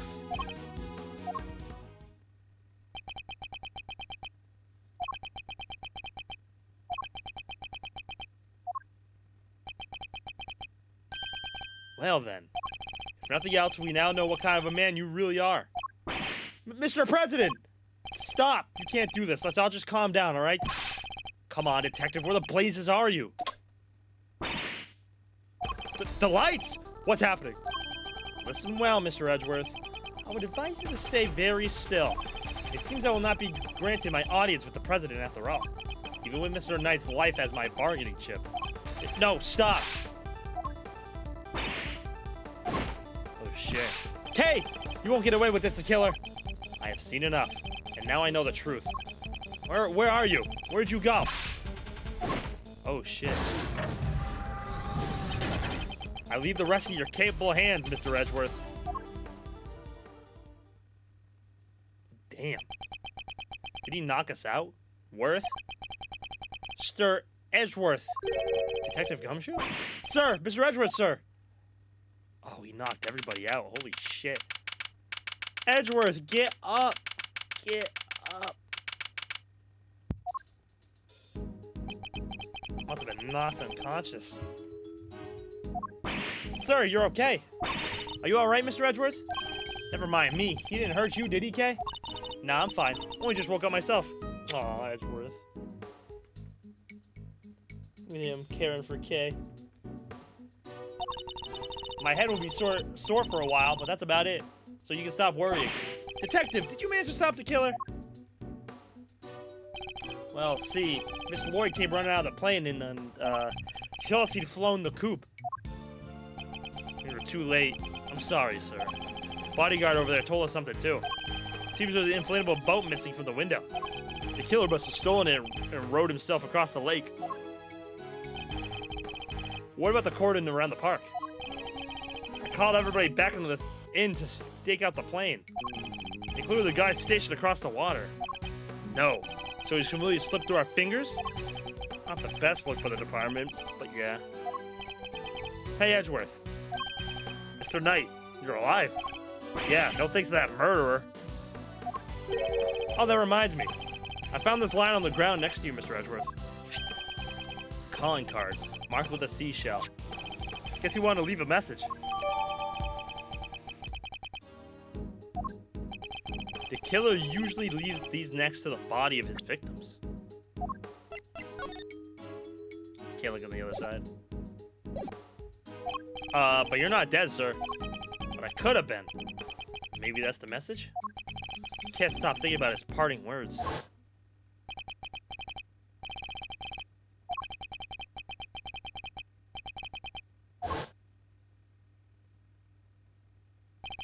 And now I know the truth. The truth about what? Roger that. All clear out here, sir. Over. What's going on? That was the president. He's coming out. Now? He is a beefy boy.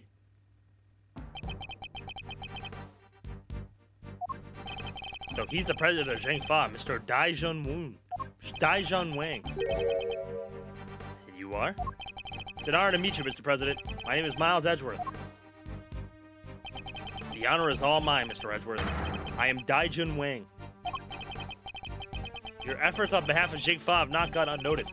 You averted something of a crisis. You must be referring to the Yatagarasu case. Thank you, sir. All I did was solve a few local cases of murder. You are too humble. I have been observing your investigation.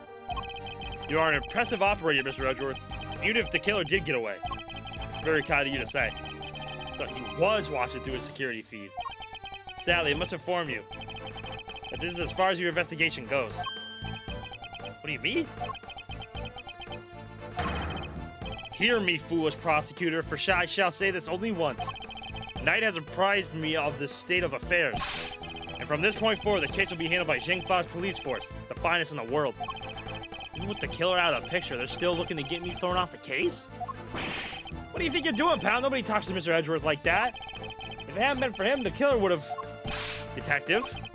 Forgive me, Mr. President. But I must confess for being somewhat confused. I fail to see how or why this case falls within Zhengfa's jurisdiction. You fail to see. Enough, puny prosecutor. You seek explanations from a head of a state? I say no, 1,000 times no. I will not explain myself to you. Now hand over the evidence you have gathered and remove yourselves from this plane. I'd do as he says if I were you, Edgeworth. This can't really be the end of the line, can it?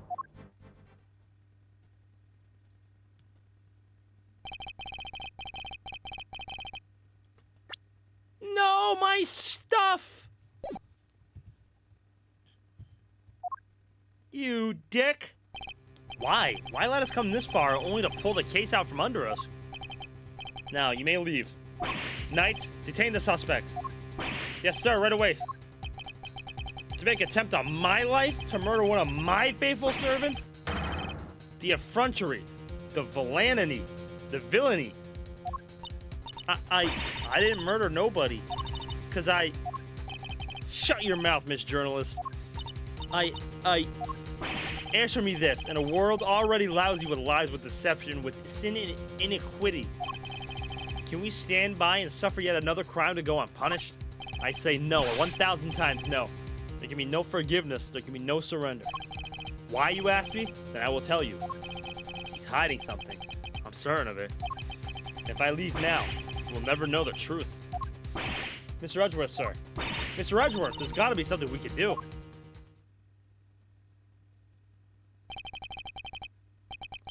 Think, Miles. Remember. How many times have you faced situations like this in the courtroom?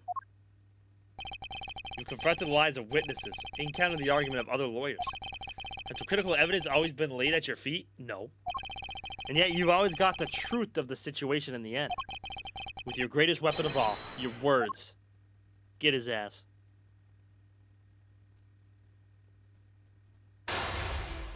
Oh shit, back to mine chest. Be gone, puny prosecutor, or do you dare defy the direct order of a president?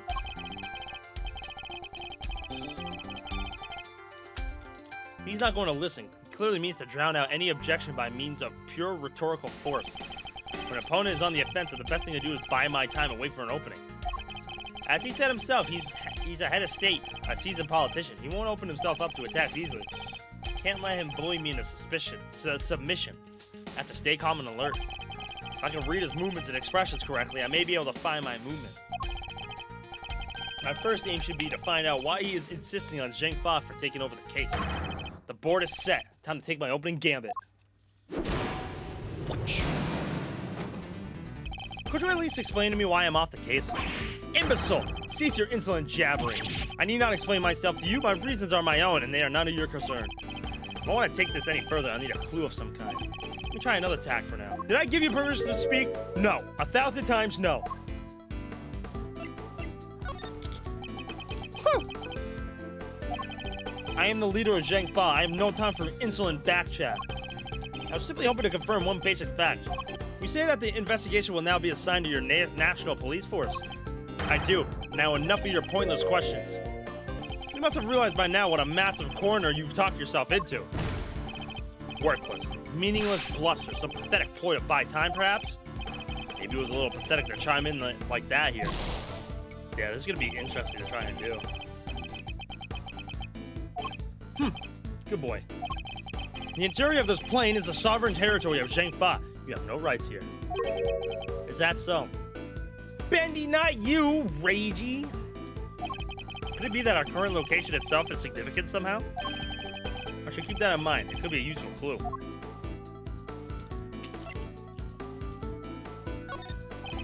Could you at least explain to me why I'm off the case? Perhaps it's time to employ my clue. In the course of our conversation, I've deduced certain facts from your behavior, Mr. President. For example, you seem particularly aggressive when discussing our current location. You smarmy smart aleck. As you said yourself, the presidential plane is the sovereign territory of Zheng Fa. And from that we can infer that you believe the rules of the extraterritoriality apply inside here. Is that correct? Enough! Cease your objectionable whining. You can rant and roar all you like, but you won't escape my scrutiny. It was unmistakable. The moment I mentioned extraterritoriality, you became visibly agitated.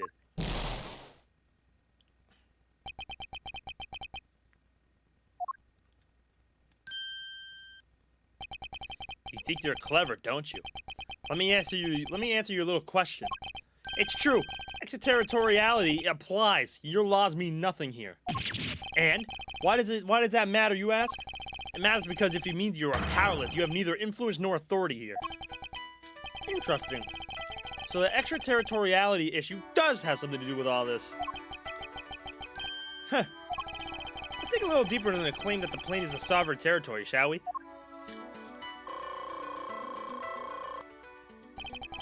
This next move will surely decide the victor.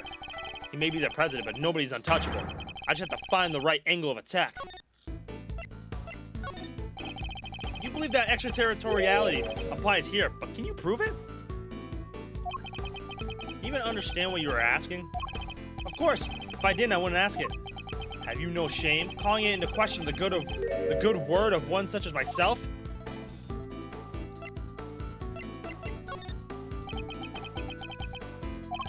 I have no more time for this. You clearly cannot be saved from your own foolishness. You needn't worry about me. I'm not the one who needs saving. That would be Miss Lloyd, the woman who is being wrongfully accused of this crime. Your chivalry is admirable, but it changes nothing. The right to extraterritoriality cannot be denied. This is Zheng Fa. If I want to take this any further, I'll need a clue of some kind. Let me try another tack for now. Surely you see that you have overplayed your hand. Nobody asked for your opinion. You need only obey me, nothing else.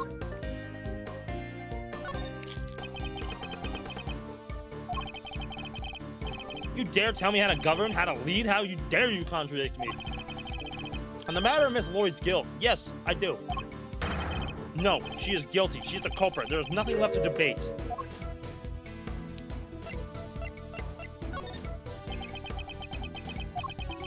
Who else could have fired from the outside the plane? There's no other viable suspect. Fascinating. So they're claiming that Miss Lloyd fired at him from outside the plane? This could be a vital clue.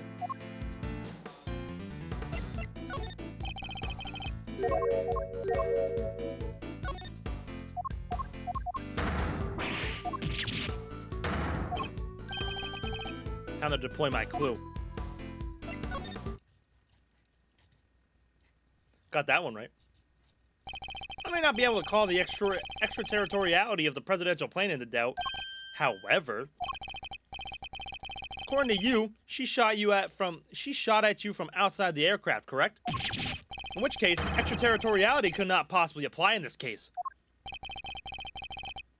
Your assertion is entirely without merit, and the detainment of Miss Lloyd cannot be justified. How could I have bested by a mere prosecutor? But I am the president. The president! Checkmate. Yeah, it really makes you use your brain a little bit.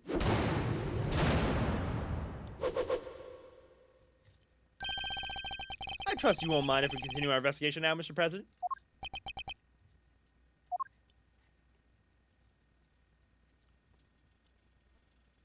I hereby officially and unreservedly confirm my approval. Consider it a gesture of the magnanimity and generosity for which my good office is known. Oh shit. For which reason we hereby... Shit. There can be no other outcome, for our goals are lofty in our hearts. People of Zhang Fa, I swear to you, here and now, this investigation will continue. All that when we could have just said, okay, you got me. Huh. Mr. Knight, if you would care to return the evidence, take it. We did it, Mr. Edgeworth. We sure did. Now the investigation can continue. Did you give everything back, though? Whatever. Enjoy your pocket full of pawns. I'll be over here enjoying how you put them into play. Then you will definitely enjoy my next move. Mr. President, one more favor if you would be so kind. What is it? Could you please give us your testimony concerning this incident itself? Now you want me to testify? Whoa, that's your next move? If you want the president to testify, you have to take him to court. All in good time, Mr. Knight. He will get his day in court soon enough. But if a person of interest refuses to cooperate at the investigative stage of the process, they are obliged to provide detailed justification as to the reason for doing so. That's... What's the matter? Is there something you'd rather we didn't know? Stand down, Knight. I'll do what the prosecutor asks. Thank you for your cooperation. Now listen, and listen well. Where I was when the incident occurred? The stage, of course. Suddenly, Rook and Knight jumped in front of me. Then, bang! A shot rang out, and a plain unblemished balloon of red exploded nearby. Not hesitating for an instant, my bodyguard shot escorted me back to the safety of the plane. And then the second shot. The one went right through Rook and lodged itself into the bulletproof vest I was wearing.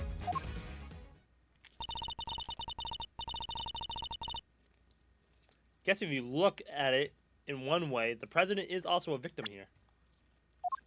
Red balloon. Yeah, it's the victim of attempted assassination. Rook was simply in the wrong place at the wrong time. But that makes it even weirder. Why would the target of a crime try to obstruct the investigation? My guess is that there's something behind all this that he doesn't want made public. Cover-up, huh? I knew there was more to this case than meets the eye. And the president isn't the only one who knows the truth. Isn't that right, Mr. Knight? Time to get the bottom of this once and for all.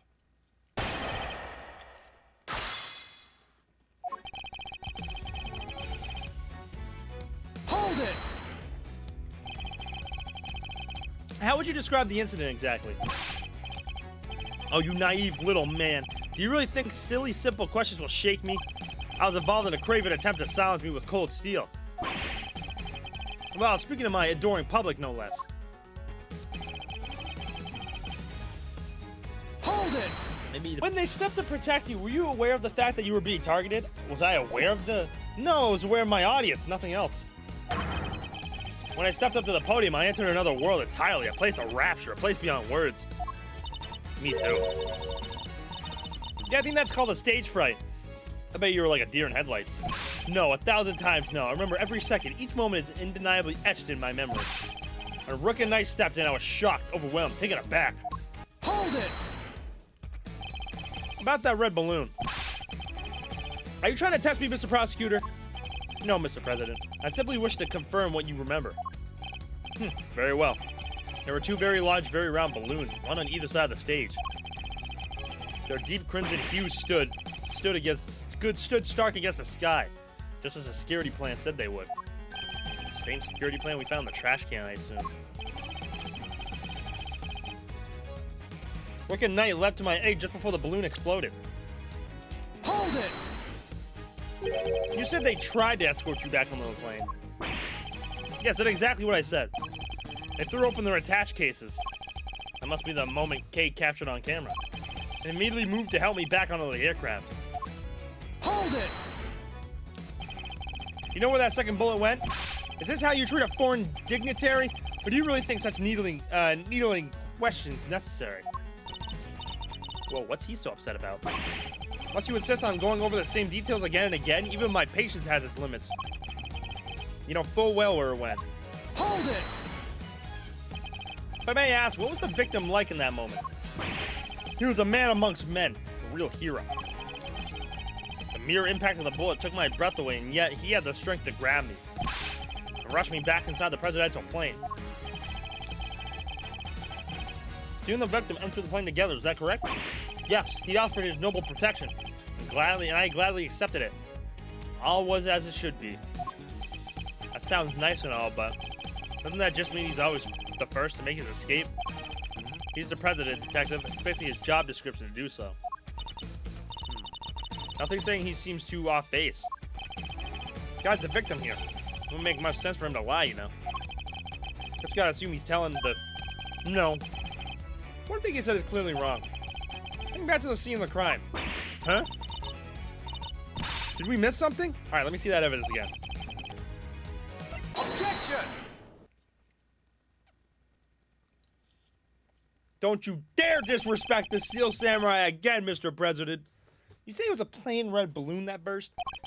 But I strongly beg to differ. What? Take a look at this. I think you would agree that it's hardly plain, wouldn't you agree? What is he doing with his cheeks? No! What? Who was that? Mr. President, meet the Steel Samurai. I would have hoped you might recognize him. Especially if you were hoping to ingratiate yourself with the people of this country. Yeah, you need to watch the German Ninja too, he's amazing. So you see, the balloon that was struck by the bullet was anything but plain. It was in fact of the Steel Samurai. But the briefing mentioned 2 plain red balloons.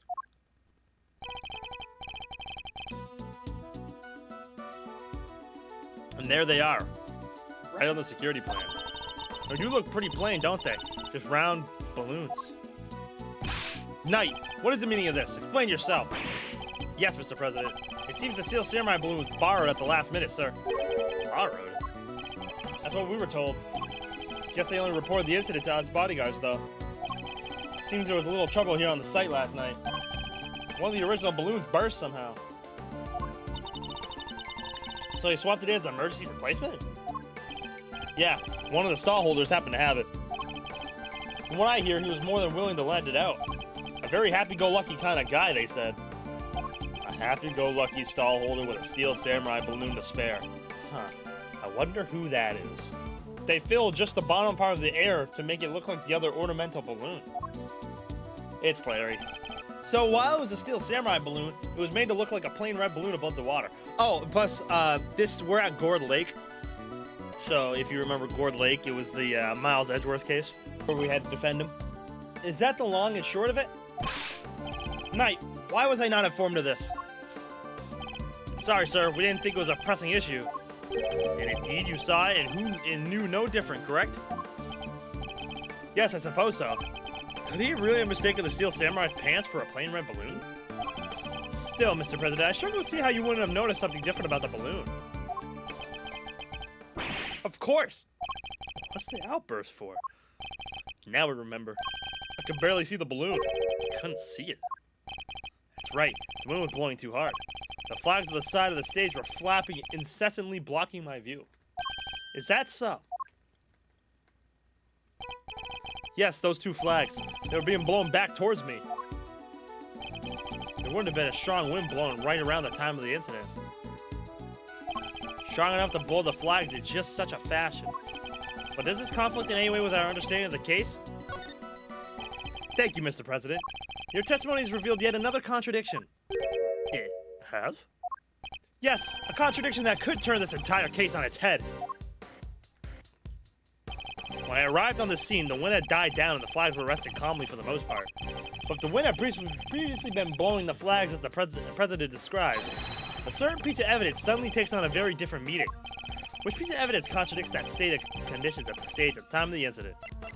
Take that! Earlier, we deduced that the bullet that struck the Steel Samurai balloon and the bullet that passed through the flag were one and the same. From these two things, we further deduced the trajectory that the bullet must have taken. And we concluded that our shooter must have fired from the left side of the spectator area. But if the flags were blown as the president describes, our conclusions become quite different. No way, if the flags were pointing in the other direction, exactly, our trajectory changes completely. And if we trace that trajectory back to its source, we can ascertain who really fired that shot. Wait, but Mr. Edgeworth, that would mean... Yes, I know. We may not yet understand the reason why, but it can only have been one person who did it. Does the bullet's new trajectory implicate as the one that fired the shot? Take that! The person who fired that shot was none other than you, Mr. Knight. What? The path from the balloon back to the flag leads directly to the spot where you were standing.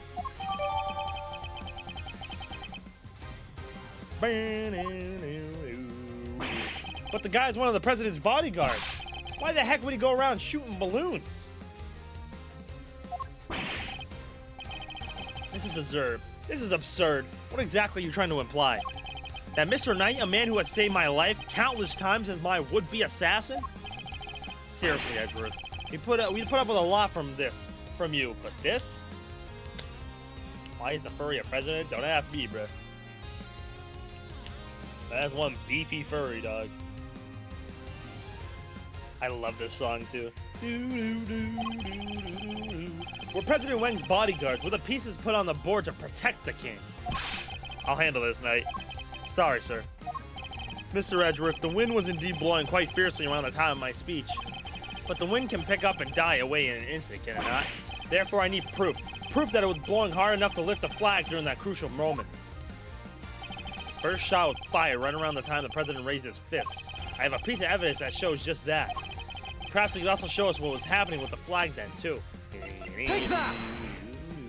Your proof is that in this picture right here. This should be good. Which picture where? Which picture? Where? Take that! Well, you deny that it clearly shows the flag? There we have it. Proof that it was blowing towards you at the moment of the shooting. So that means our pal over there did shoot the balloon, making him the assassin? Mr. Knight. Mr. Knight is not the assassin. He may have shot the balloon, but the president was on the other side of him entirely. Therefore, he can't have been aiming at his boss. Yeah, besides, why would he even shoot the balloon? What would be the point? Watch how you answer, or I might aim for something else next. There was a point, I'm sure of it. If I could figure out what it was, perhaps I could finally put this whole conundrum to rest. Knight definitely shot the balloon. The fact alone changes everything about the case.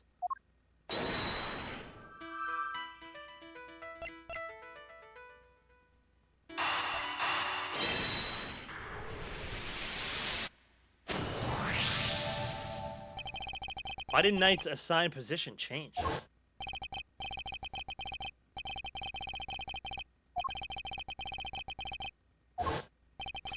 But is that the only reason? Let us suppose that the plan hadn't changed, that Knight had remained positioned on the left. Given that he was unable to turn his head to the right, would he even have been able to shoot the balloon closest to him? Could it be that the security plan was changed for the express purpose of popping one of the balloons? And if we suppose that to be the case, the two plans are different. Was the security detail reorganized at some point? Yeah, we made some last-minute changes yesterday. President's orders. That's right. The president was the one who ordered the change.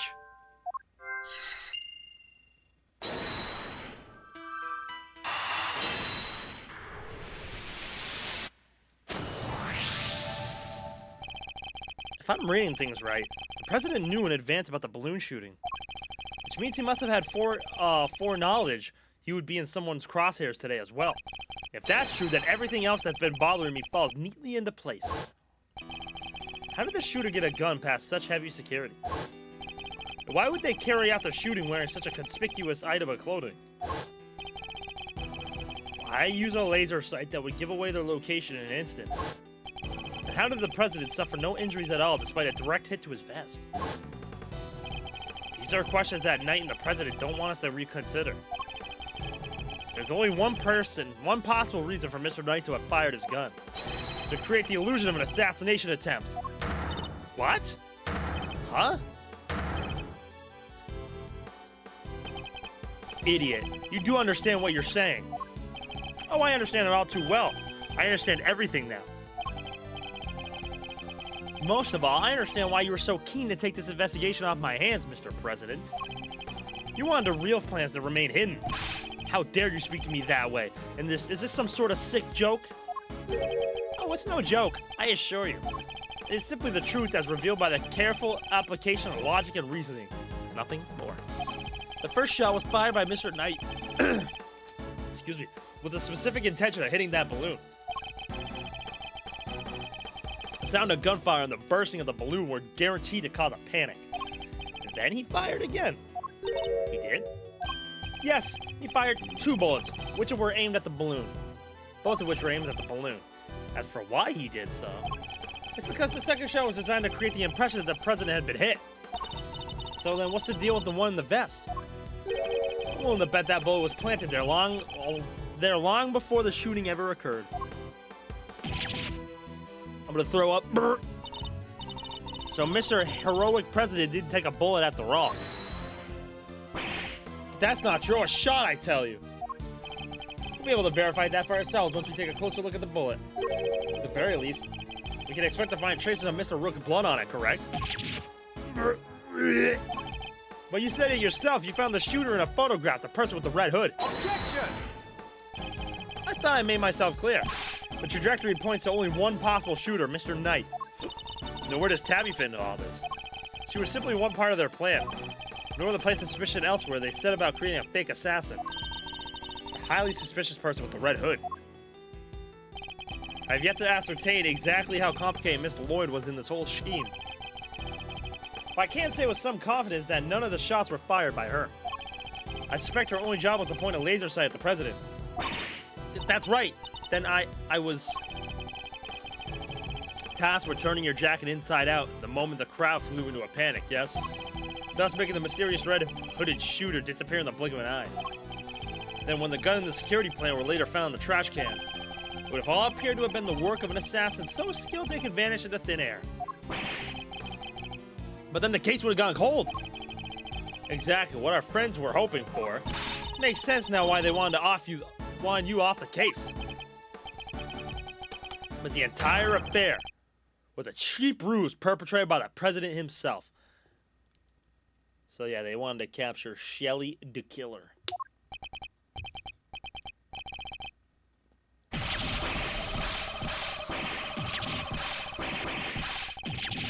Bro just threw up everywhere. Ew! Oh, he is actually fat! Jiro's played this game before, bro. Yo. Oh, because of the sprite I saw? Oh. He actually is fat, bro. The presidential mask has well and truly slipped. YouTube is a bitch for spoil. Yeah, you gotta be real careful about games and spoiling. Admit it, the entire assassination was a lie, wasn't it?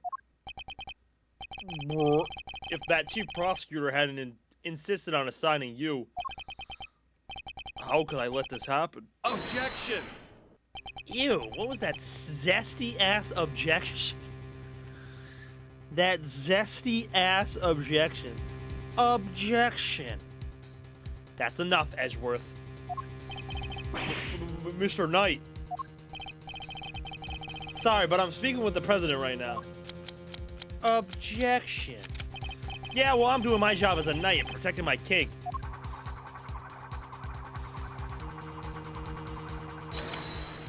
So go ahead, keep running your mouth. Perhaps it would be better if we stuck to threatening each other with words? He wouldn't, would he? Nah, I don't need this thing to shut you up.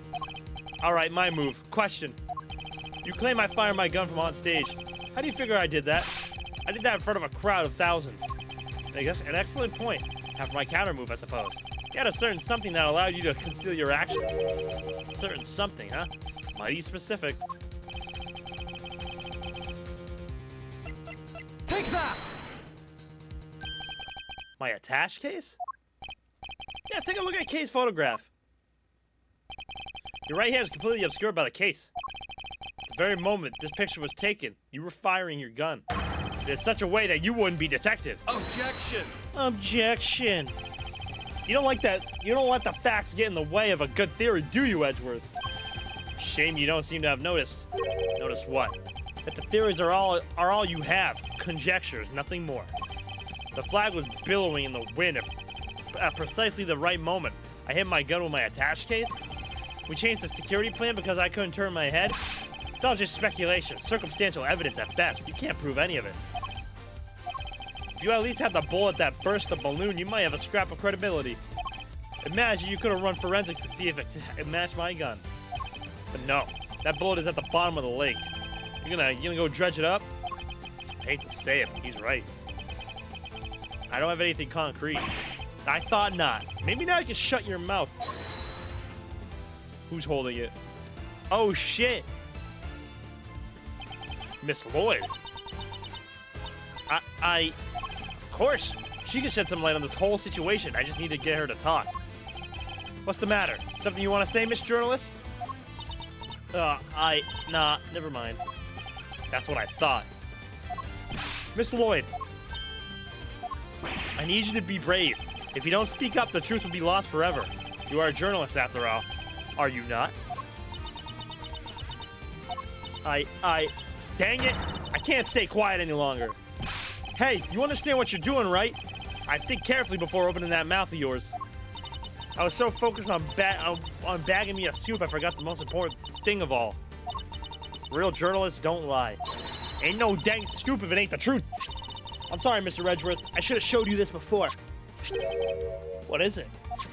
It's the laser pointer I used on the president. But that's all I done. I never shot nobody. You stupid. I thought I told you. You squeal and you go down as an accomplice. It was him. He told me to do it. I was at Zhang Fa's embassy sniffing out a story like I told you. This was 3 days back. He comes up to me out of the blue, just starts talking. Help me out and I'll get you exclusive access to the president. That kind of stuff. What about the gun in the trash can? That I don't know. That I don't know nothing about. I swear it. All he told me was to wear a jacket with a red hood and to point that there was a pointer and to point that pointer there at the president. I never thought for a minute it'd blow on my face so bad. I'm sorry. Truly, I am. Thank you, Miss Lloyd. I'd like you to testify to that effect when this goes to trial. That'll go a long way towards proving that the assassination was a sham. What's wrong with you people? Don't any of you know what's good for you? My sympathies, Mr. Knight. Had you successfully removed me from this case you'd intended, perhaps then you could have kept your pawn quiet, Well, he almost just shot himself, bro. So let me get this straight. You told Tabby, if you let slip about our fake assassination plot, we'll have you convicted for murder. Or something like that.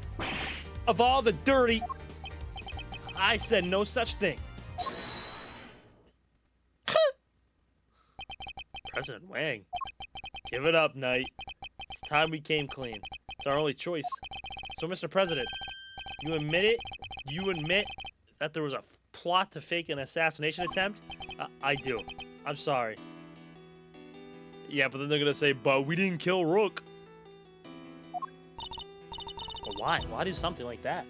My popularity has been on the wane back home. I thought surviving an attempt on my life might give me the boost I needed. I know what we did was wrong, so yes, it was all lies, all of it. But we didn't kill Rook. And the bull in the vest? It was planted ahead of time. It wasn't hit by anything of today.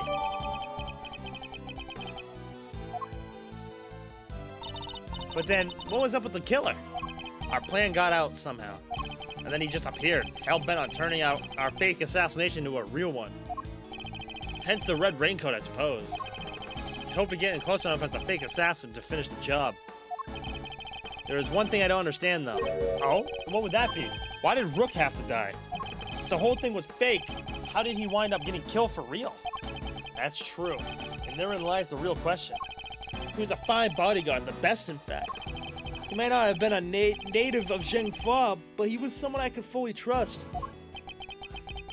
Oh, Knight, you got something to say, buddy? Mr. Rook must have really something to gain the trust of someone who hide from his own shadow. It sounds like he was as trustworthy to the president as I am to you, huh, sir? I believe that's for me to say, Detective, not you. Mr. Rook must have known about the plan then, too, then. He wasn't aware of any specific details, so not really. I tried to involve him, but he refused. And you would have done well to listen to him. This is a tragedy. The life of a good man has been wasted. What was so great about him, anyway? What's gone into him? He was just another piece on the board, there to protect you, nothing more. Mr. Knight, how could you? Who was it that actually went along with your plan, huh, Mr. President? While that pious coward backed down when you needed him to step up the most. I value your support too, of course, but... Look, I'm your chief bodyguard now. That's all that matters. And now that spineless fool Rook is gone, things are gonna change around here. Thanks to me, genius strategist, grandmaster, rightful leader of this team. We are all well aware of your ambitions, Knight. But doesn't this seem a little imprudent to you? Why? My plan this time was perfect, as they always are, and they always will be. That's quite a statement, especially considering that your perfect plan was an abject failure. Yeah, no thanks to you. And that buffoon Rook. And how exactly was it Mr. Rook's fault? If he hadn't died, the killer would have never come after me. I wouldn't have had to let you on this plane. Please, Mr. Knight, you mustn't talk like that. Fine, the guy died protecting you, Mr. President. I'm sure that's just what you always wanted. But did he die protecting the president? Wait, I thought the whole assassination thing was fake. Oh, come on, do I have to say everything twice? We planned a fake assassination, but somebody else came along and tried to make it real. 2 shots were fired, remember? Like you said, Edgeworth, one of them was the bullet I shot through that balloon. But the second? That wasn't me. Oh, really? And who did fire it? The real assassin, but not the killer. The plan was to come after the president with a knife. No, the most likely suspect here is a peace cowering quietly in the corner. Our lily white queen over there. What? Miss Lloyd? Again with this? I'm not your danged assassin. The gun in that trash can can only belong to you.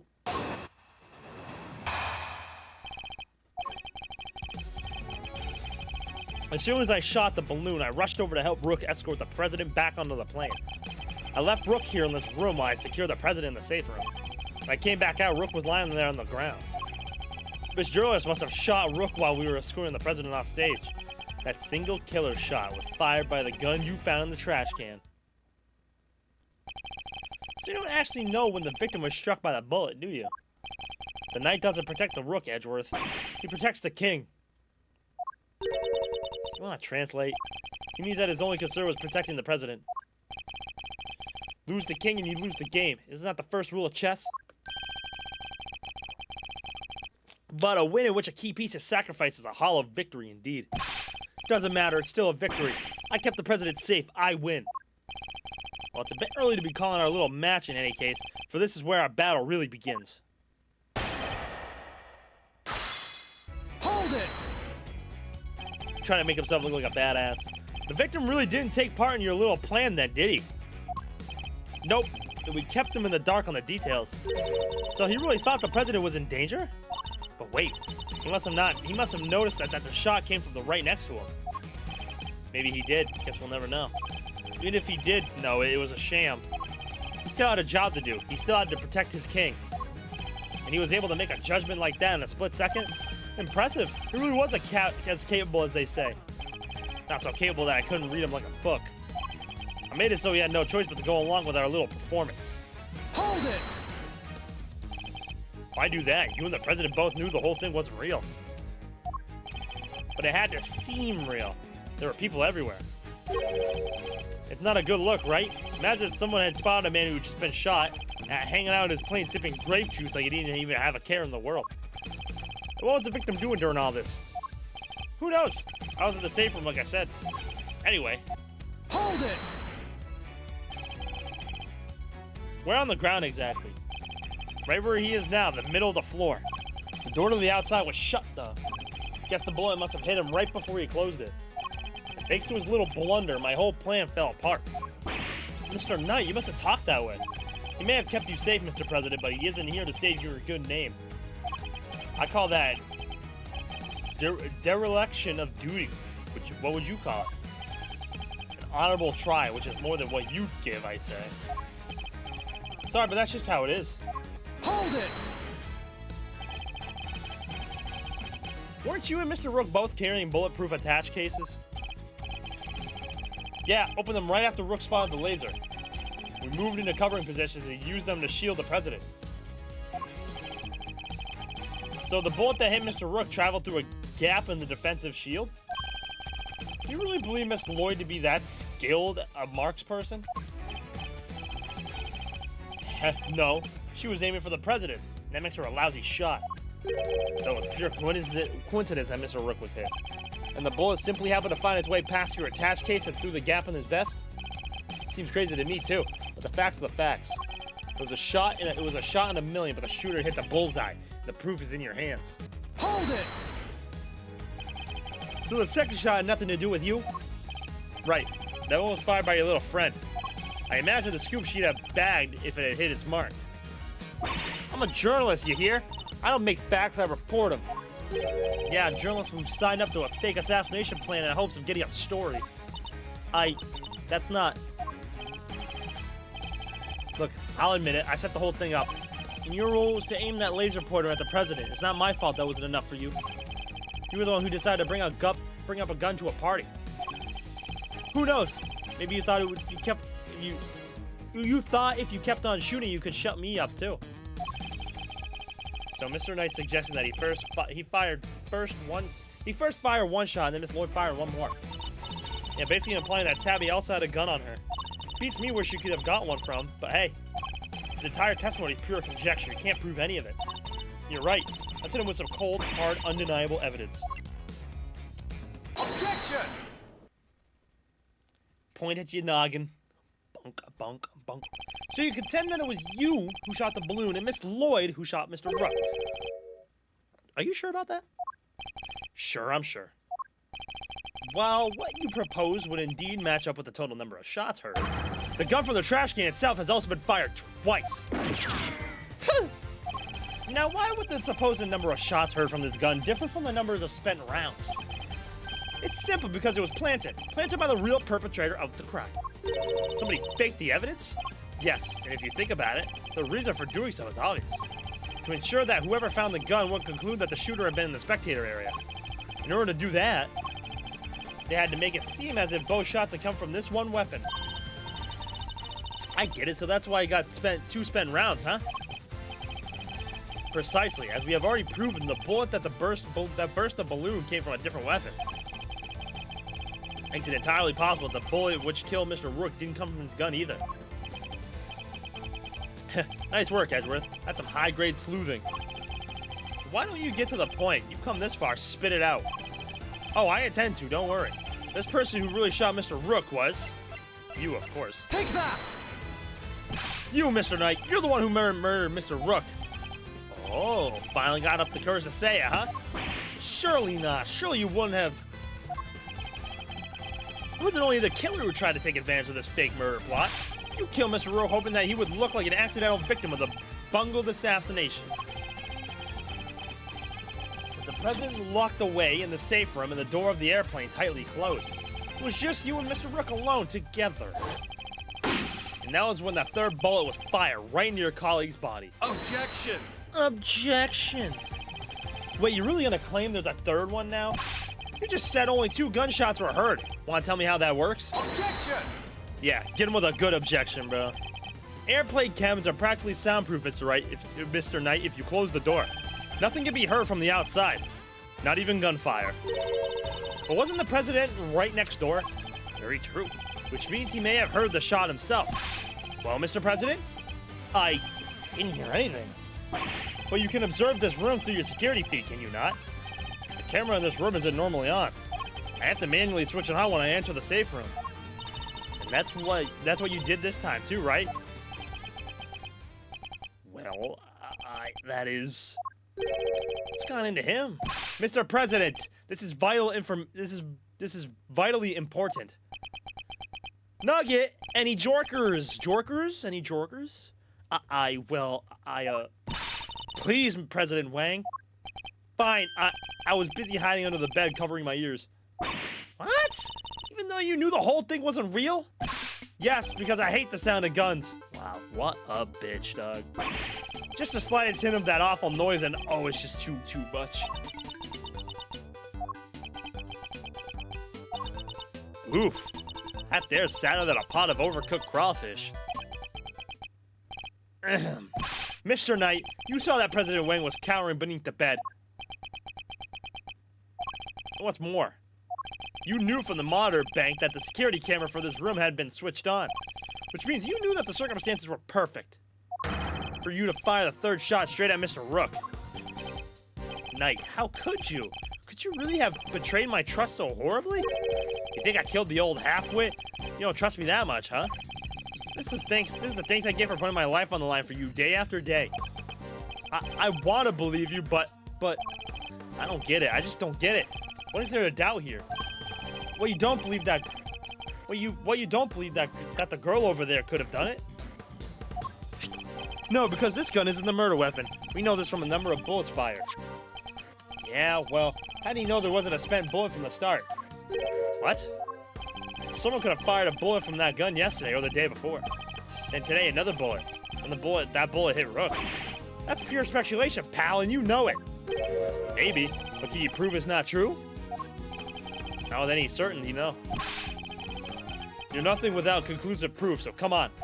A single piece of evidence straight through my heart. I dare you. Well, what are you waiting for? There must be something. Mustn't there be, Mr. Edgeworth? If we can't prove it, Tabby's... Please, Ruffles. I messed up. I know I did. I should never have done what I did, not even for a scoop. But murder? Nah, that ain't me. Ain't a murderous bone in my body. Conclusive proof. If only I could prove that Knight's gun is the murder weapon. Wait, perhaps I can. Forensics could tell us which gun it was fired from. No proof, no case. End of conversation. Objection! Objection. Hold it right there. What now? You're not about to claim you do have proof. Of course I do. This ought to be good. Alright, bring it on. Show me this proof of yours. The bullet that killed Mr. Rook is the key to ending our little game. Very well, my conclusive evidence is this. Not currently in my possession. Alright then, thanks for playing, folks. That's game over. However, it is here in this room. What? As we know, the bullet that killed Mr. Rook passed through his body. But where did it end up? Where did it end its journey? Perhaps we should cast our mind back to an earlier conversation. But now, of course, we know that that so-called assassination attempt was a complete fabrication. The vest was prepared in advance, made it to look like as if it had been hit by a bullet. Which begs the question, where is the real bullet? I like it. A twist. This is good stuff, Edgeworth. Come on, then. Don't keep us in suspense. Does any of the evidence point to where the bullet that killed Mr. Rook might have ended up? Take that! There's something very clearly missing from this room.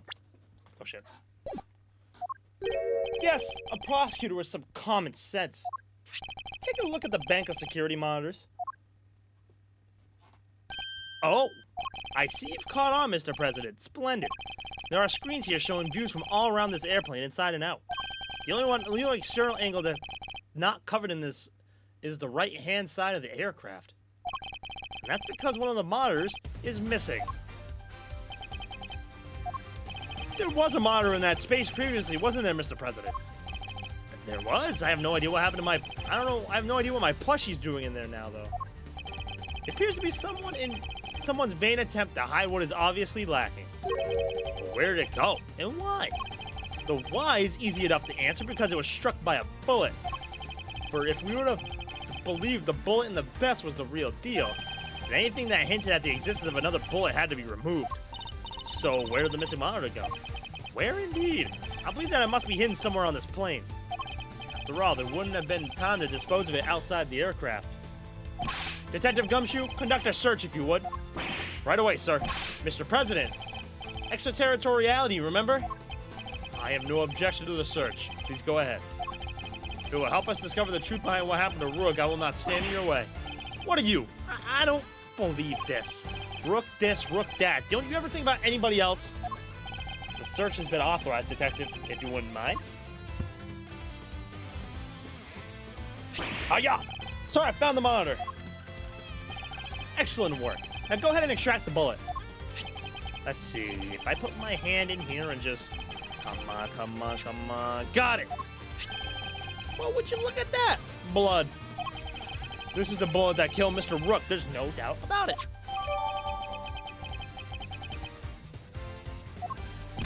And there you have it, Mr. Knight. The single piece of evidence you requested straight through your heart. Even you must now admit, if this bullet didn't come from the spectator area gun, then Miss Lloyd cannot be Mr. Rook's killer. Aya! What? No Pivy comeback? Detective, have forensics analyze the bullet for striations and compare them to the gun we found. Yes, sir. We'll get the evidence you need. You can count on it. Damn, his gut is wide open, bruh. Look at his gut. All right, then. Let's hear what forensics has to say. Our findings are as follows, sir. Firstly, the blood on the bullet is indeed that of the victim, proving that it was the bullet that killed Mr. Rook. Secondly, we found Mr. Knight's fingerprints on the gun, probably from when I handed all the evidence over to him. Now for the key part, the striations. If they're not a match, then Miss Lloyd is in the clear. Lastly, the striations of the bullet are a match with this weapon. What? How could that be? No way. Oh, come on. There's no doubt about it, sir. This is the gun that fired the bullet. How? Well, isn't that something? Conclusive proof that I was right.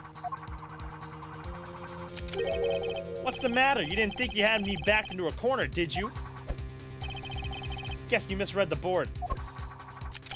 'Cause the only one backed into a corner here is you.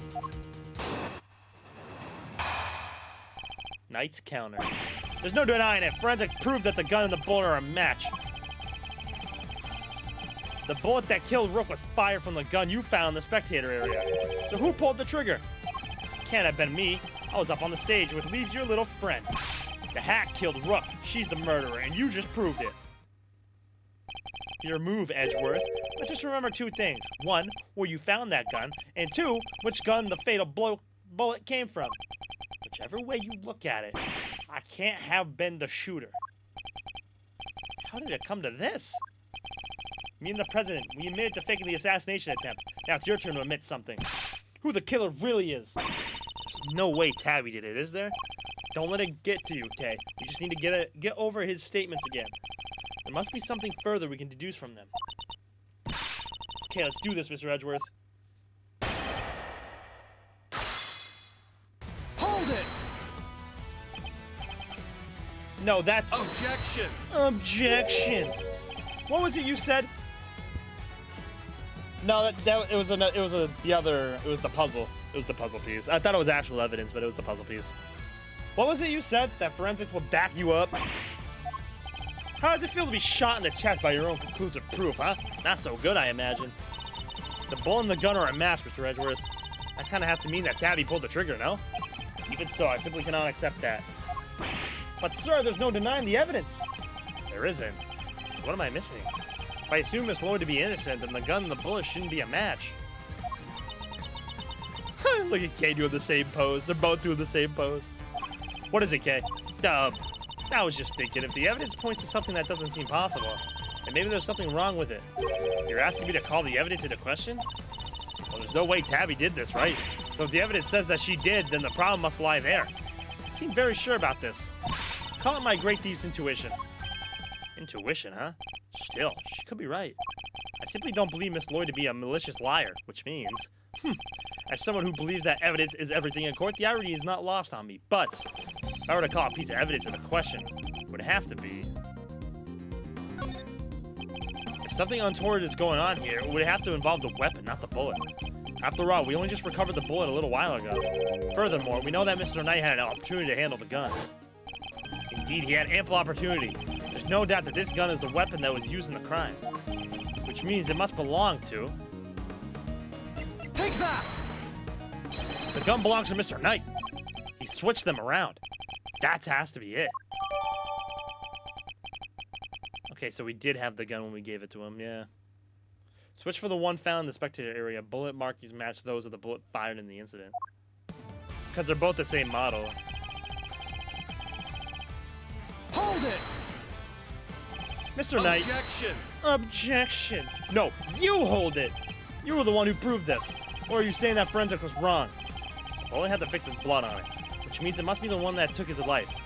It does seem to have fire from the gun we found in the trash can. Don't you just love this? Your face, Edward. What a picture. A man into dire straits. Yes, well spotted, you. Let's just agree that the facts are what they are and move on. The gun that fired the fatal bullet. Objection! Admit it, you switched the guns, didn't you, Mr. Knight? That's why the markings matched the weapon in question. It was yours all along. An intriguing move there. That's hilarious, isn't it? He must have made the switch when I handed over the evidence. When I was busy trying to make the case for remaining on the investigation. You took the laser sight from the gun we found in the trash can and put it on your own. And not long afterwards, you handed that gun back to me instead of the one we found. I did, huh? You think I somehow knew you'd find, let alone run forensic on that bullet sometime in the future? Is that so strange? You're a chess player after all. A man well used to thinking several moves ahead.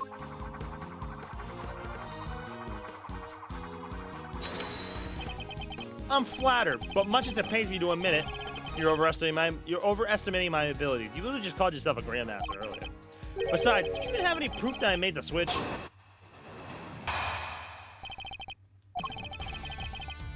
The gun is the same model as mine. Weird, sure, but it's just a coincidence. And look, there's a laser sight attached. Also, take a look at the cylinder. 2 spent bullets. Is what we expect to see. So what proof do you have that I switched the original gun out for mine, huh? None. That's what. You say I'm overestimating your abilities? You surprise me. What can I say? I'm a modest guy. More modest than you, that's for sure. Everywhere except all at the chessboard, that is. Well, I don't see a chessboard here, do you? Shame. Still, guess that gives you a nice excuse. I didn't mess up, I just didn't have the right evidence. I don't think I'll be the one making excuses, rather. I didn't mess up. They just got lucky with the evidence. Will be your excuse, I'd imagine. Hold it! A coincidence, you say? Or was it a necessity? It can't be both, pal. Sure it can. We bodyguards need to protect the president. And the girl needed to use a gun, but she probably doesn't know a whole lot about them. It's not so far-fetched for her to pick something she's heard of that we also happen to use. Okay, but why a revolver? Why is that your go-to gun? Probably something to do with the ease of use. No spent castings to chase down, for example. Exactly, the perfect tool for a job where you can't afford to fail or don't know what you're doing. Still, coincidence, necessity. It doesn't make a whole lot of difference either way. Hold it! Because you swapped it on there. Put up or shut up, Edgeworth. Where's your evidence? Well, that is... Don't go making accusations you can't back up. Or did your daddy never teach you that? Wow, his dad is dead, you dick. As it stands, the facts are in my favor here. Hold it! I've been meaning to ask, actually. What about your own weapon? How many spent bullets are in its cylinder? This old girl here? Well, now... I mean, you've almost shot yourself like 3 times. I let loose a few rounds earlier, as you saw. He reloads his gun every time he fires it. But even if I were to tell you how many there were at the time, you'd have no way of verifying that. Of course, in order to swap the guns properly, he'd have to maintain the right number of bullets per gun. He didn't have a chance to pull out any gloves, though, which means... About time you did the right thing and resigned, don't you? Game's all but done, see? Hold it! The proof Objection. is... Objection. I love this kind of gun. It is a cool looking gun. Something you clearly don't have. If you did, you'd have made your move by now. We do have proof, right, Mr. Edgeworth? We won't be given the chance to investigate any further. I'll have to work with what we've gathered. Think, Miles, think. Consider all the possibilities. If you got the goods, it's now or never. How are we supposed to prove he switched the guns? Fortunately, we don't have any direct evidence of his wrongdoing. But that in itself is proof of kind. Manually reloading every bullet. Of course you would, brudge shit. Objection. I know his objection is so zesty, bruh. So zesty. Objection! Oh, wow. Okay. Fair enough. Fair enough. I have your proof right here. That's your proof?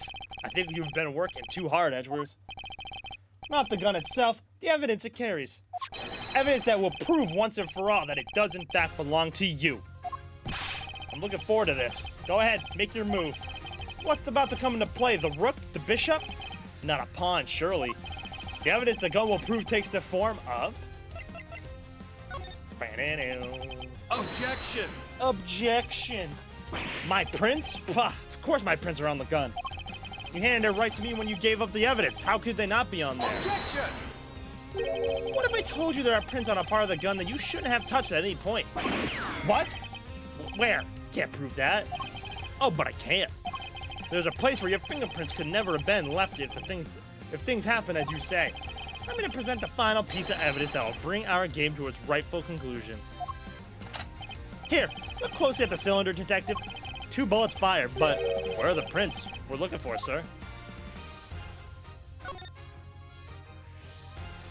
You did indeed switch the guns when I handed you the evidence, but if that were all you had done, your deception would have been easily detected, because the number of bullets fired by each gun was different.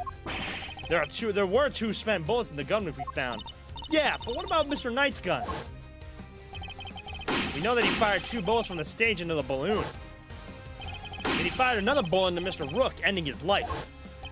So 3 bullets in total, plus the few odd ones he let loose in shock during our little game. Okay, buddy, Madge. After each shot, it is kind of zesty. He reloaded his gun out of habit. With his bare hands, of course. Officer, where exactly were Mr. Knight's fingerprints found? The ones you mentioned in your report. Sir, they were found on the exterior of the weapon, but also on the bullets on themselves. So why didn't you say that earlier? Ooh, yo, bro, I'm about to dropkick forensics, dog. Why didn't you say that earlier? I'm not sure they could have gotten there just from handing you the evidence, Mr. Knight. Well, that's... And there we have it. Proof that you did indeed switch the guns. This gun, the one who fired the bullet that killed Mr. Rook, is yours. And in taking his life, you are the true assassin. I didn't... Checkmate. No! Oh my god, look at him. Bro, you're spinning it too fast! You're spinning it too fast! Knight, stop! Oh. That was really all evidence from the first game.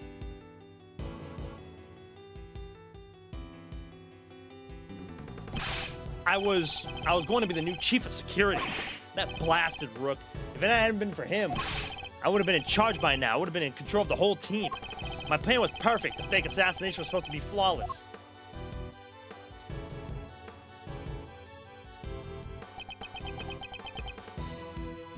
Detective Gumshoe. Right away, sir. Curse you, Edgeworth. Our game isn't over yet. I'm afraid this is as far as we go for today. I'll see you in court, buddy. Next moves we play will be at the courtroom. But it's not fair. It's not fair. Yeah, we'll see you later, buddy.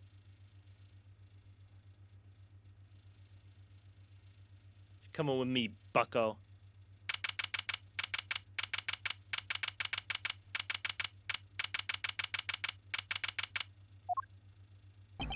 Mr. Edgeworth, I owe you a debt of my gratitude. You expose a murderer within the ranks of my own personal guard. I will not soon forget that. He's suddenly very presidential again, now that we're back outside the plane. I saw it, you know, when I first proposed a fake assassination to him. You want me to handle it, not Rook? Rook refused, but I can rely on you, can't I? Of course, sir. You can count on me. I'll put together a plan that can't possibly fail. And he'll play his part like the pawn he is. The hatred in his eyes was plain to see. He despised poor Rook. I was not entirely comfortable about moving forward with Knight in charge of our little deception. And looking back, I think he sensed my discomfort. I can't help thinking I played a part in his decision to end Rook's life. Mr. President, none of this would have happened if you hadn't plotted to fake an attempt on your life.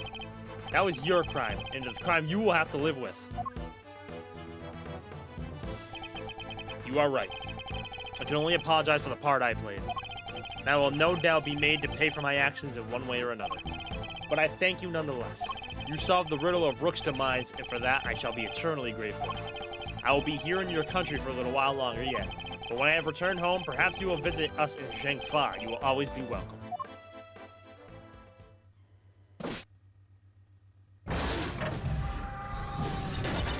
Oh, thank you, thank you, thank you, thank you. Y'all don't know how grateful I am. All's well that ends well. Miss Lloyd, the accusation of murder made against you was of course entirely groundless. But the fact remains that you were a willing participant in the staged assassination attempt. The police will no doubt wish to speak to you about the matter. You should be aware that you may well be punished for your actions. I know, and I'm awfully sorry about everything. Truly, I am. I understand your desire for a scoop, but there are limits. There sure are. It got me some serious thinking to do. You did it, Mr. Edgeworth. That was something else. Local prosecutor solves assassination conundrum, earns eternal gratitude of president. How's that for a headline? Hey, there's my department. Mr. Prosecutor, how does it feel to solve such an important case? You must be over the moon. She certainly doesn't stay down for long.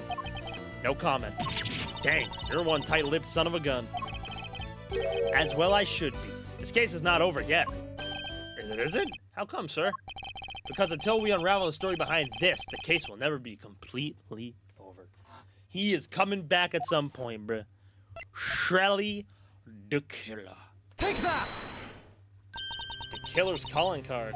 Mr. the Killer has yet to complete his assignment. You mean he still might try to murder the president? I hope I'm wrong, but if I'm not, this could all blow up into something more sinister yet. As one would expect, with the attempted assassination of a president, the case was all over the news, and my preparations for Mr. Knight's trial were constantly interrupted by requests from the press. There wasn't a person in the land who didn't know about the case. Everybody was talking about it. But in the midst of the frenzy that followed, nobody noticed that this was only the first move in a game far bigger than any of us could have imagined. The end. Woo, that was a good first case. That was a good first case. I like that one a lot.